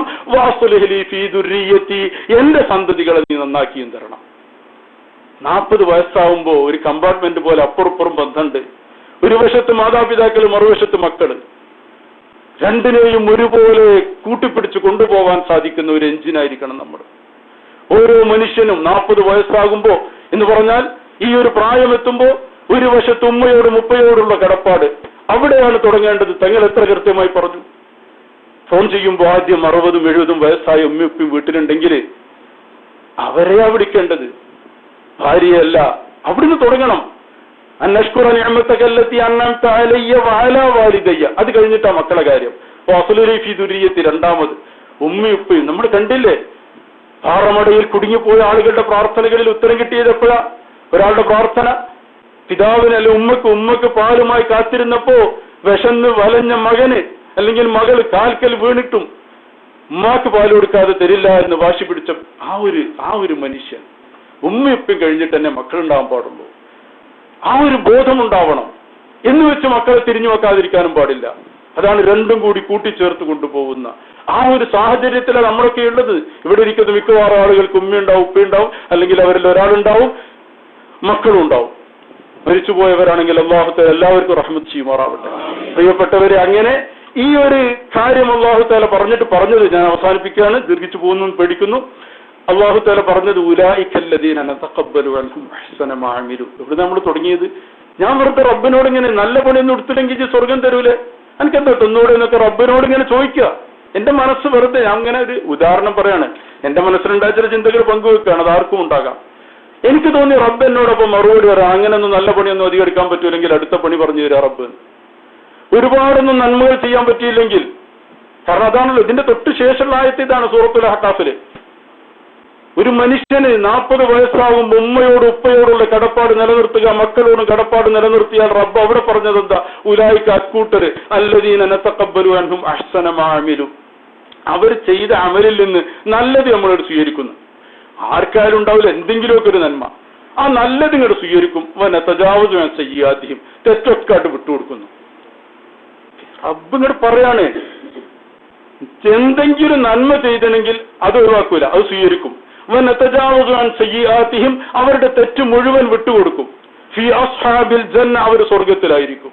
വഅദസ്സുദ്ഖില്ലദീ കാനൂ യുഅദൂൻ, വാഗ്ദത്തം ചെയ്യപ്പെടുന്ന സത്യസന്ധമായ വാഗ്ദാനമാണിത്. റബ്ബ് പറയാണ്. എന്തിനാ പേടിക്കുന്നത്? നിങ്ങളോട് റബ്ബ് ചെയ്യുന്ന സത്യസന്ധമായ വാഗ്ദാനാണ്. നിങ്ങൾ ചെയ്ത നന്മ ഞാൻ സ്വീകരിക്കും, തെറ്റ് ഞാൻ വിട്ടുതരുന്നു. പക്ഷെ എന്ത് വേണം? ഉമ്മനോട് ഉപ്പനോട് നല്ലത് കാണാം, മക്കളോട് നല്ലത് കാണാം. ഒന്നും ചെയ്യാൻ പറ്റൂല അറിഞ്ഞാൽ നടക്കൂല. മാതാപിതാക്കളോട് നന്മ ചെയ്യണം. ഈ പെരുന്നാളുകളിൽ അവരെ സന്തോഷിപ്പിക്കാൻ നമുക്ക് സാധിക്കണം. മഹാനായ അബൂ ഇസ്ഹാഖ് അൽ ഇസ്ഫറായിനി തങ്ങളുടെ ഒരു ശിഷ്യൻ സ്വപ്നത്തിൽ കണ്ടു. ഒരു ശിഷ്യൻ അദ്ദേഹത്തെ തലേന്ന് രാത്രി പിറ്റേന്ന് ക്ലാസ്സിൽ വന്നപ്പോൾ പറഞ്ഞു ഉസ്താദിനോട്, ഞാൻ ഇന്നലെ രാത്രി നിങ്ങളെ സ്വപ്നം കണ്ടു, നിങ്ങളുടെ താടിയിൽ നിറയെ മുത്തുകളും രത്നങ്ങളുമാണ്. വലിയ താടിയാണ്. ആ താടി നിറയെ മുത്തും രത്നമായിട്ട് സ്വപ്നം കണ്ടല്ലോ. ഉസ്താദ് പറഞ്ഞു, അതിൽ അത്ഭുതമൊന്നുമില്ല, ഞാൻ ഇന്നലെ രാത്രി എന്റെ ഉമ്മയുടെ കാലിൽ ഒരുപാട് നേരം എന്റെ താടി കൊണ്ട് തടവിയിട്ടാണ് ഞാൻ ഉറങ്ങാൻ പോയത്. മഹാനായ ഒരു പണ്ഡിതൻ സ്വന്തം ഉമ്മയുടെ കാൽ, ഉറങ്ങുന്ന ഉമ്മാന്റെ കാലിൽ താടി വെച്ച് തടവുക. അതുകൊണ്ടായിരിക്കാം നീ അങ്ങനെ സ്വപ്നം കണ്ടത്. നമുക്ക് നമ്മുടെ ഉമ്മമാരെ സ്നേഹിച്ചുകൂടെ? അവരുടെ കാൽപാദങ്ങളിൽ സ്വർഗമുണ്ട് നമുക്കറിയില്ലേ? പാവപ്പെട്ട നമ്മുടെ ഉമ്മമാർ എത്രയാ കഷ്ടപ്പെട്ടത്, എത്രയാ നമ്മുടെ ഉപ്പമാര് നമുക്ക് വേണ്ടി കഷ്ടപ്പെട്ടത്. ഒരു ഫോൺ വിളി കൊണ്ട് മാത്രം തീരുമെന്നല്ല, അതെങ്കിലും ചെയ്തുകൂടെ? ജീവിതാവസരങ്ങളിൽ അവർക്ക് നമുക്ക് നൽകാനുള്ള ഒരുപാട് നന്മകളുണ്ട്. എത്രയോ മഹാന്മാരായ മനുഷ്യര്, മഹാനാ അബ്ദുല്ലാഹി ഇബ്നു മുബാറക് റളിയല്ലാഹു അൻഹു ഉമ്മയെ ഒരുപാട് സ്നേഹിച്ച മനുഷ്യരാണ്. പക്ഷെ ഉമ്മയുടെ കൂടെ ഭക്ഷണം കഴിക്കുമായിരുന്നില്ല. ആളുകൾ ചോദിച്ചു, തങ്ങൾ ഉമ്മാന്റെ കൂടെ ഭക്ഷണം കഴിക്കാത്തത്? ഒന്നിച്ചിരിക്കുമ്പോൾ തളികയിൽ ഏതെങ്കിലും ഒരു ഭക്ഷണ പദാർത്ഥത്തിലേക്ക് എന്റെ ഉമ്മ ആഗ്രഹം വെച്ച് ഞാൻ അത് അറിയാതെ എടുത്തു തിന്നു പോയാലോ എന്ന് പേടിച്ചിട്ടാണ്. അതുകൊണ്ട് ഉമ്മ കഴിച്ചു കഴിഞ്ഞിട്ട് ഞാൻ കഴിക്കാറുള്ളൂ. ഉമ്മയുടെ മനസ്സിൽ വന്ന ഒരാഗ്രഹം, അത് എന്റെ ഒരു കാരണം കൊണ്ടില്ലാതെ ആവരുത്. ഉമ്മയുടെ ഒരു ആഗ്രഹത്തിന് നമ്മൾ എതിര് നിൽക്കരുത്. ഫലാ തഖുൽ ലഹുമാ ഉഫിൻ എന്ന് പറയുമ്പോൾ നമ്മളെ കൂടിച്ചേന്ന് പറയരുതെന്ന് മാത്രം മനസ്സിലാക്കുന്നത്. അനിഷ്ടകരമായ ഒരു കാര്യവും അവരോട് നമ്മൾ പറയരുത്. പ്രായമാകുമ്പോൾ അവിടെയാണല്ലോ അല്ലാഹു തആല എവിടെയത് പറഞ്ഞത്? എന്നും പറയരുതെന്നല്ല, എന്നൊന്നും പറയില്ല. പറയേണ്ട സാഹചര്യങ്ങൾ ഉണ്ടാവല് ഇമ്മാ യബ്ലുഗന്ന ഇൻദകൽ കിബറ അഹദുഹുമാ ഔ കിലാഹുമാ, കുറെ വയസ്സാകുമ്പോഴേ. അപ്പൊ പിന്നെ അവർ പറഞ്ഞതൊക്കെ എന്തെങ്കിലും അസംബന്ധങ്ങളായി തോന്നും. പ്രായമായ അങ്ങനെയാണ്, പല വാശികളുണ്ടാവും. അപ്പൊ പറഞ്ഞു പോകും, എന്താ നിങ്ങൾ ഈ പറഞ്ഞത്? നിങ്ങൾ ഈ പറഞ്ഞത് തന്നെ പറഞ്ഞുകൊണ്ടിരിക്കണം, നിങ്ങൾക്കത് മനസ്സിലാണില്ലേ എന്നൊക്കെ ചോദിച്ചു പോവും. അവിടെയാണ് അല്ലാഹു തആല പറഞ്ഞത്, അവർക്ക് ഒരുപാട് പ്രായമാകുമ്പോ ഫലാ തഖുൽ ലഹുമാ ഉഫിൻ, അനിഷ്ടകരമായ ഒരു കാര്യം അവരോട് പറയരുത്. പണ്ടൊന്നും ഈ പറഞ്ഞ ഫേസ്ബുക്കിൽ ഞാൻ ഇവിടെ പറഞ്ഞിട്ടുണ്ട് തോന്നുന്നുണ്ട്, വന്നൊരു റിപ്പോർട്ടില് തുർക്കിയിലങ്ങനെ ഒരു പിന്നെ തോട്ടത്തില് അല്ലെങ്കിൽ വീട്ടിന്റെ മുറ്റത്തെ ഒരു പാർക്കില് ഒരു പിതാവും വയസ്സായ ഒരു പിതാവും ഈ പറഞ്ഞ 10-30 വയസ്സായ ഒരു മകനും പത്രം വായിച്ചുകൊണ്ടിരിക്കുക. ആ വയസ്സായ പിതാവും അതിനോട് ഇങ്ങനെ ചോദിക്കുകയാണ്, ഏതോ ഒരു പക്ഷി അവിടെ വന്നിരുന്നപ്പോ, ഏതാ മോനെ പക്ഷി? അതിന്റെ പേര് പറഞ്ഞു കൊടുത്തു. കുറച്ച് കഴിഞ്ഞ പിന്നെ ചോദിച്ചു, ഏതാ മോനെ പക്ഷി? അപ്പോഴും പേര് പറഞ്ഞു കൊടുത്തു. 3-4 പ്രാവശ്യം ചോദിച്ചപ്പോ ഞാൻ പറഞ്ഞില്ലപ്പാ ഇന്ന പക്ഷിയാണ്. 5-6 പ്രാവശ്യം ചോദിച്ചോ പറഞ്ഞു, നിങ്ങൾക്ക് എന്തൊക്കെ ചുവട് കേൾക്കൂലേ? എന്നോടല്ലേ പറഞ്ഞത്? ശബ്ദം പരുഷമാകാൻ തുടങ്ങി. അവസാന പിതാവ് അകത്ത് പോയി ഒരു ഡയറി, പഴയ ഡയറി എടുത്തുകൊണ്ട് വന്നു. എന്നിട്ട് ആ ഡയറിയിൽ ഒരു ഡേറ്റ് നോക്കി മറിച്ചിട്ട് കാണിച്ചു കൊടുത്തു, മകന് വായിക്കാൻ കൊടുത്തു. അപ്പൊ ആ പിതാവ് എഴുതി വെച്ചു, ഈ മകൻ കൊച്ചു കുഞ്ഞായ കാലത്ത് 2 വയസ്സോ 3 വയസ്സോ പ്രായമുള്ള സമയത്ത് ഇതുപോലെ ഈ പാർക്കിൽ വന്നിരിക്കുമായിരുന്നു, മകനെയും കൂടി കളിപ്പിച്ചുകൊണ്ട്. അന്ന് മകൻ ഒരു പക്ഷിയോടെ വന്നിരുന്നപ്പോ ചോദിച്ചു, ഉപ്പ ഇതേതാ? അന്ന് ഉപ്പ മകന് പറഞ്ഞു കൊടുത്തു, അത് ഇന്നാലിന്റെ പക്ഷിയാ മോനെ. കുറച്ചു കഴിഞ്ഞപ്പോ വീണ്ടും ചോദിച്ചു. അപ്പോഴും മകനെ വാരിയെടുത്ത് നെറ്റിയിൽ ഉമ്മ വെച്ച് പറഞ്ഞു, അത് ഇന്ന പക്ഷിയാണ്. വീണ്ടും ചോദിച്ചു. അപ്പോഴും ഒരു ഉമ്മയും കൂടി കൊടുത്തു പറഞ്ഞു. അന്നങ്ങനെ 25-30 തവണ മകൻ ചോദിച്ചപ്പോ ഓരോ ചോദ്യത്തിനും ഒരു മുത്തമായിരുന്നു മറുപടി. ഓരോ ചോദ്യം കഴിയുമ്പോഴും ദേഷ്യം പിടിക്കല്ല. നമ്മുടെ കൊച്ചു കുഞ്ഞുങ്ങളെ അവരെത്ര വാശി പിടിച്ചാലും അവരെത്ര തവണ ചോദിച്ചാലും എടുത്ത് ഉമ്മ വെച്ച് മറുപടി പറയും. ആ സ്ഥാനത്ത് പിതാവായപ്പോ 2-3 ചോദ്യം കൂടിയപ്പോഴത്തേക്ക് കാർക്കശ്യമായി. അത് കണ്ട ആ മകന്റെ കണ്ണ് നിറഞ്ഞു വാപ്പയോട് മാപ്പ് പറഞ്ഞു ഒരു കഥ. എന്റെ പ്രിയപ്പെട്ടവരെ, നമ്മൾ ആലോചിക്കുക, മക്കളോടുള്ള സ്നേഹം പിതാക്കന്മാരോട് നൽകാൻ സാധിക്കണം, അതിലേറെ നൽകാൻ പറ്റും, ഉമ്മമാർക്ക് നൽകാൻ പറ്റണം. അങ്ങനെയൊക്കെ ചെയ്താൽ അല്ലാഹു തആല പറഞ്ഞു, അവർ ചെയ്ത നന്മകൾ സ്വീകരിച്ച് തിന്മകളൊക്കെ ഒഴിവാക്കുന്നു. മറുവശത്തോ വല്ലദീ ഖാല ലിവാലിദൈഹി ഉഫ്ഫിൽ ലകുമാ, മാതാപിതാക്കളോടൊക്കെ വളരെ അനിഷ്ടകരമായി സംസാരിച്ചിട്ട് അതൈദാനി അൻ നുഖ്റജ വഖദ് ഖലത്തിൽ ഖുറൂൻ മിൻ ഖബ്ലി, എത്രയൊക്കെ തലമുറ കഴിഞ്ഞുപോയി, എന്നെ ഇവിടുന്ന് പുറത്താക്കുന്നാണോ നിങ്ങളൊക്കെ പേടിപ്പിക്കുന്നത് എന്നൊക്കെ പറഞ്ഞ് അവരെ ഭീഷണിപ്പെടുത്തുകയും അവരുടെ ആശയാദർശങ്ങളെ ചോദ്യം ചെയ്യുകയും ചെയ്യുന്ന മക്കളെ പറ്റി അല്ലാഹു തആല പറഞ്ഞു. അവരോ വാപ്പി അള്ളാഹിനോട് കരഞ്ഞു പറയാണ്, മോനെ നീ വിശ്വസിക്ക്, നീ ഇങ്ങനെയൊന്നും പറയല്ലേ, നിനക്ക് പറഞ്ഞാൽ പടച്ചോന്റെ അടുത്ത് കുരുത്തക്കേട് പറ്റും, പടച്ചോൻ നിന്നെ ശപിക്കും എന്നൊക്കെ പറഞ്ഞ് അവര് നിലവിളിക്കുമ്പോഴും അവര് പറയാണ് മാഹാദ ഇല്ലാ അസാത്തീറുൽ അവ്വലീൻ, ഇതൊക്കെ പുരാണ കഥകളാണ് ഉമ്മ, നിങ്ങൾ ഇന്നത്തെ പുതിയ ടെക്നോളജി അറിയില്ല, ഈ കാലഘട്ടം നിങ്ങൾക്ക് അറിയില്ല, നിങ്ങൾ ഏതോ പുരാണ 6-ാം നൂറ്റാണ്ടിന്റെ കഥയും പറഞ്ഞ് നടക്കുക എന്ന് പറഞ്ഞ് അവരെ ഭീഷണിപ്പെടുത്തുന്ന ആളുകളെ പറ്റി അല്ലാഹു തആല ഈ ആയത്തിനെ തുടർന്ന് പറയുന്നത് എന്താ? ഉലൈകല്ലദീന ഹഖ്ഖത് അലൈഹിമുൽ ഖൗൽ. അത് അല്ലാഹു നേരത്തെ കുറെ ആളുകളുടെ കാര്യത്തിൽ തീരുമാനം എടുത്തിട്ടുണ്ട്. അക്കൂട്ടത്തിൽപ്പെട്ടതാ എന്താണത്? നരകത്തിന്റെ അവകാശികളായ ആളുകൾ. അല്ലാഹു തആല അങ്ങനെ തീരുമാനിച്ച ആളുകൾ പിന്നെ ഒരു രക്ഷയില്ല. അതുകൊണ്ട് നമ്മൾ ചിന്തിക്കുക, നമ്മുടെ മക്കൾ ഏത് വഴിയിലൂടെ കടന്നു പോകണം. നാളെ നമ്മളോട് ഉമ്മ ഉപ്പ ഇതൊന്നുമല്ല, പുതിയ ടെക്നോളജിയും പുതിയ ലോകവും പുതിയ ലോകക്രമവും നിങ്ങൾക്കിതറിയില്ല എന്ന് പറയുന്ന മക്കളാവണോ? നമ്മൾ അവരുടെ കാര്യത്തിൽ വേവലാതിപ്പെടണോ? അതല്ല ഞാൻ നേരത്തെ പറഞ്ഞ 40 വയസ്സ് നമ്മുടെ മക്കൾക്കാകുമ്പോ ആയുസ് അല്ലാഹു തന്നാൽ അന്ന് നമുക്ക് 80-70 ഒക്കെ വയസ്സാകുമ്പോ നമ്മളെ പരിഗണിക്കുന്ന മക്കളാവണോ? പ്രവാസികളെ ഗൗരവമായി ചിന്തിക്കേണ്ടതാണ്. നാട്ടിലെല്ലാ സൗകര്യം ചെയ്തു കൊടുക്കുക, കുട്ടികളുടെ ആവശ്യങ്ങളൊക്കെ നിറവേറ്റി കൊടുക്കുക, അതുമാത്രം ജീവിത ലക്ഷ്യമാകുക. അവരെവിടെ പോകുന്നു, എന്ത് ചെയ്യുന്നു, എങ്ങനെയാവുന്നു എന്നതിനെ പറ്റിയൊന്നും ചിന്തിക്കാതിരിക്കുക.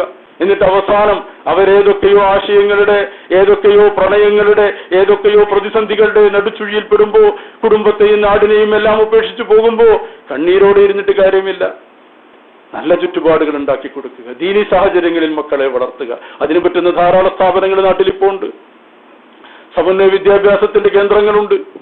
നമുക്ക് എല്ലാ വിദ്യാഭ്യാസവും നേടാനുള്ള അവസരങ്ങളും റബ്ബ് തന്നിട്ടുണ്ട്. അതുകൊണ്ട് മക്കളെയൊക്കെ ഒരു നല്ല രീതിയിൽ വളർത്തുന്ന ചുറ്റുപാടുകളാണ് പ്രധാനം. തഅലീമിനേക്കാൾ തർബിയത്താണ് പ്രധാനം. ചുറ്റുപാടുകൾ നന്നായിരിക്കണം. ഒരുപാട് വിദ്യാഭ്യാസം ഉണ്ടായിട്ടൊന്നും കാര്യമില്ല. വളരുന്ന ചുറ്റുപാടുകൾ ദീനിയാണോ എന്ന് പരിശോധിക്കുക. അങ്ങനെയുള്ള സ്ഥാപനങ്ങൾ തേടിപ്പിടിച്ച് മക്കളെ അവിടെയൊക്കെ ചേർത്ത് പഠിപ്പിക്കുക. അല്ലാഹു തആല തൗഫീഖ് ചെയ്യുമാറാവട്ടെ. ഞാൻ അവസാനിപ്പിക്കുകയാണ്. അതുകൊണ്ട് ഞാൻ പറഞ്ഞു വന്നത് റബ്ബിനെ സ്നേഹിക്കുക, സ്നേഹിക്കുന്നവരോട് സംസാരിക്കാൻ ഒരു താല്പര്യം ഉണ്ടാവും. ഔലിയാക്കന്മാർക്ക് അതാ അനുഭവിച്ചത്. ഞാനതിന് നിങ്ങൾക്ക് ഒരു പ്രചോദനം നൽകാൻ വെറുതെ എന്ന് പറഞ്ഞു മാത്രം. നമുക്കതിന്റെ രസം എന്താണെന്ന് അറിയില്ല. ഔലിയാക്കന്മാർ റബ്ബിനോട് സംസാരിച്ചുകൊണ്ടാണ് നടക്കുക. അവർക്ക് ആനന്ദമാണ്. അപ്പൊ റബ്ബ് അവരോട് മറുപടി പറയുന്നതായിട്ട് അവർക്ക് തോന്നും. നമുക്കതൊന്നും സാധിക്കില്ല. പക്ഷെ നമുക്ക് ഖുർആനിൽ ലയിച്ചു തരാൻ പറ്റും. ഖുർആൻ പറയുന്നത് എന്നോട് പറയാണ്. ഓരോന്നും ഫ്രഷാണ്. ഇത് ഇന്നലെ പറഞ്ഞതല്ല, ഇതിന് പുതിയ അർത്ഥങ്ങളാണ്, ഇത് പുതിയൊരു അനുഭവമാണ് എന്നതിലേക്ക് ഖുർആനെ മനസ്സുകൊണ്ട് ഇങ്ങനെ ഉൾക്കൊണ്ട് അത് ചിന്തിച്ച് തന്നെ ഇരുന്നാൽ 20 റക്അത്തല്ല 200 റക്അത്തായാലും മടുപ്പ് വരില്ല. ഒരു ഖത്തമല്ല 10 ഖത്തമായാലും മതി വരില്ല. ഷാഫി തങ്ങൾ ഓതന്നെയുള്ള ഓതുക. മഹാനായ ഉസ്മാൻ റളിയല്ലാഹു ഒരു റക്അത്ത് ഒരു ഖത്തം മതിയാക്കാൻ തോന്നണില്ല. ആ ഓത് തന്നെയാണ്, അവസാനിപ്പിക്കാൻ കഴിയുന്നില്ല. അതൊരു ഹരമായി മാറും. അങ്ങനെ അള്ളാഹിന്റെ കലാം ഒരാൾക്ക് ഇഷ്ടപ്പെടാൻ പറ്റിയാൽ അതിനൊക്കെയുള്ള വേദികൾ ഉണ്ടാക്കുക, ഖുർആൻ ധാരാളമായി പഠിക്കാനുള്ള അവസരങ്ങൾ ഉണ്ടാവുക. അല്ലാഹു തആല തൗഫീഖ് ചെയ്യുമാറാവട്ടെ. ഇത്രയും നേരം നിങ്ങളൊക്കെ ക്ഷമിച്ചിരുന്നതിന് ഞാൻ നിങ്ങളോട് നന്ദി പറയുകയാണ്. ഇത്രയും ദീർഘിച്ച് സംസാരിക്കണമെന്ന് ഉദ്ദേശിച്ചതല്ല, പക്ഷേ നിങ്ങളുടെ ക്ഷമ കണ്ടപ്പോൾ പറഞ്ഞു പോയതാണ്. ഏതായാലും ഇനിയും വരാനും കാണാനും ആഗ്രഹിക്കുന്നത് ധാരാളം സമയം നിങ്ങളോടൊപ്പം കഴിയാനാണ്. ഉമ്മ അൽഹംദുലില്ലാ ഞാൻ പോകുന്നതിനെ കണക്ക് എത്രയോ ആരോഗ്യവതിയാണ്. നിങ്ങളുടെയൊക്കെ പ്രാർത്ഥന അതിലുണ്ടെന്ന് എനിക്കറിയാം. ഉമ്മയുടെ ആരോഗ്യം തന്നെയാണ് എന്നെ ഇവിടുന്ന് ആശങ്കകൾ തന്നെയാണ് തിരിച്ചു കൊണ്ടുപോയിരുന്നത്. ദീർഘകാലം 10-12 വർഷമായി പിതാവ് എന്ന മഹാസൗഭാഗ്യം ഞാൻ ചിലപ്പോൾ ആലോചിക്കാറുണ്ട്. എൻ്റെ പിതാവിനെ പോലെ സൗഭാഗ്യമുള്ള ഒരു വലിയ സൗഭാഗ്യമായിരുന്നു. അത് ഏതായാലും 10-12 വർഷമായി നഷ്ടപ്പെട്ടു. ഇവിടെ മുഹമ്മദ് കുട്ടിയാജിയെ കണ്ട് തെറ്റത്തറിയാൻ എൻ്റെ പിതാവ് അത്രയും ദുനിയാവിനോടൊരു താല്പര്യമില്ല, സംശുദ്ധനായി ജീവിച്ച ഒരു മനുഷ്യൻ. അല്ലാഹു തആല ആഖിറത്തിൽ സ്വർഗത്തിൽ ഒരുമിച്ച് കൂട്ടിത്തരുമാറാവട്ടെ. ആ സൗഭാഗ്യം അവസാനിച്ചപ്പോഴും ബാക്കി നിന്നത് ഉമ്മ എന്ന ഒരു വല്ലാത്ത പിതാവിന്റെ നിഴലായി സാധാരണഗതിയിൽ സാധിക്കാത്ത വിധം ത്യാഗം ചെയ്ത ഒരു സ്ത്രീയാണ് എൻ്റെ ഉമ്മ. ഒരു ബാപ്പന്റെ കൂട്ടത്തിലായതുകൊണ്ട് അങ്ങനെ ആ ഉമ്മയുടെ സൗഭാഗ്യം, അവരോടൊപ്പം കഴിയാനുള്ള ആഫിയത്തും ആരോഗ്യവും ദീർഘായുസും അവർക്കും ഞങ്ങൾക്കും ഒക്കെ തരാനും നമ്മുടെ ഒക്കെ മാതാപിതാക്കൾക്ക് ജീവിച്ചിരിക്കുന്നവർക്ക് ആഫിയത്തുള്ള ദീർഘായുസ് അല്ലാഹു നൽകുമാറാവട്ടെ. നിങ്ങളൊക്കെ പ്രാർത്ഥിക്കണം. ഉമ്മ ആരോഗ്യവതിയാണെങ്കിൽ വീണ്ടും ഇവിടെയൊക്കെ വരാനും ഒരുമിച്ചിരിക്കാനാണ് എൻ്റെ സന്തോഷം. അതുകൊണ്ട് നിങ്ങൾ ഉമ്മയുടെ ആഫിയത്തിന് വേണ്ടിയും കൂടുതൽ പ്രാർത്ഥിക്കണം. അൽഹംദുലില്ലാഹ് ഇപ്പോൾ ഒരുപാട് സുഖങ്ങളൊക്കെ ഉണ്ട്. എന്നാലും പ്രായത്തിന്റെ പ്രശ്നങ്ങളുണ്ടെങ്കിലും അപ്പോൾ നിങ്ങളുടെ പ്രാർത്ഥനകളിൽ ഞാനും എൻ്റെ ഉമ്മയും മക്കളും പിതാവും എല്ലാവരും ഉണ്ടാവണം. അതുപോലെ നിങ്ങളുമൊക്കെ നിങ്ങളുടെ എല്ലാ പ്രാർത്ഥനകളിലും നിങ്ങളുടെ മാതാപിതാക്കൾ അവർ നമ്മുടെ സ്വർഗത്തിലേക്ക് പ്രവേശിക്കാനുള്ള കവാടങ്ങളാണ്. അങ്ങനെ തന്നെയാണ് വിധങ്ങൾ പറഞ്ഞത്. ഇമ്മാ ജന്നത്തുക വ ഇമ്മാ നാറു, ഒന്നുക്ക് നിന്റെ സ്വർഗം അല്ലെങ്കിൽ നിന്റെ നരകം. അതിലേതാവണം നമുക്ക് തിരഞ്ഞെടുക്കാം, നമ്മുടെ മാതാപിതാക്കൾ. അതുകൊണ്ട് അവർ നമ്മുടെ സ്വർഗങ്ങളാവണം, നമുക്ക് സ്വർഗത്തിലേക്ക് കടക്കാനുള്ള വഴികളാവണം. ഒരർത്ഥത്തിലും അവർക്കൊരു വിഷമം വരുന്ന ഒരു വാക്കോ പ്രവൃത്തിയോ നമ്മളിൽ നിന്നുണ്ടാവരുത്. ഒരു ഗൾഫിൽ നിന്ന് ഒരു കോള് പോലും നമ്മളതിൻ്റെ ഒരു ഗൗരവം മനസ്സിലാക്കണം. നമ്മൾ അവരെ വിളിക്കാതെ വേറെ ആരെ വിളിച്ചാലും അവരുടെ മനസ്സ് വേദനിക്കും. പ്രത്യേകിച്ച് പ്രായമാകുമ്പോൾ അങ്ങനെയൊക്കെയാണ്. അതുകൊണ്ട് അവരെ സന്തോഷിപ്പിച്ച് അവരുടെ സന്തോഷം കഴിഞ്ഞിട്ടേ അതിനപ്പുറത്തേക്ക് പോകാവൂ. അല്ലാഹു തആല തൗഫീഖ് ചെയ്യുമാറാവട്ടെ. ഞാൻ അവസാനിപ്പിക്കുന്നു. വാഖിറു ദഅവാനാ അൽഹംദുലില്ലാഹി റബ്ബിൽ ആലമീൻ. അസ്സലാമു അലൈക്കും വറഹ്മത്തുള്ളാഹി വബറകാതുഹു.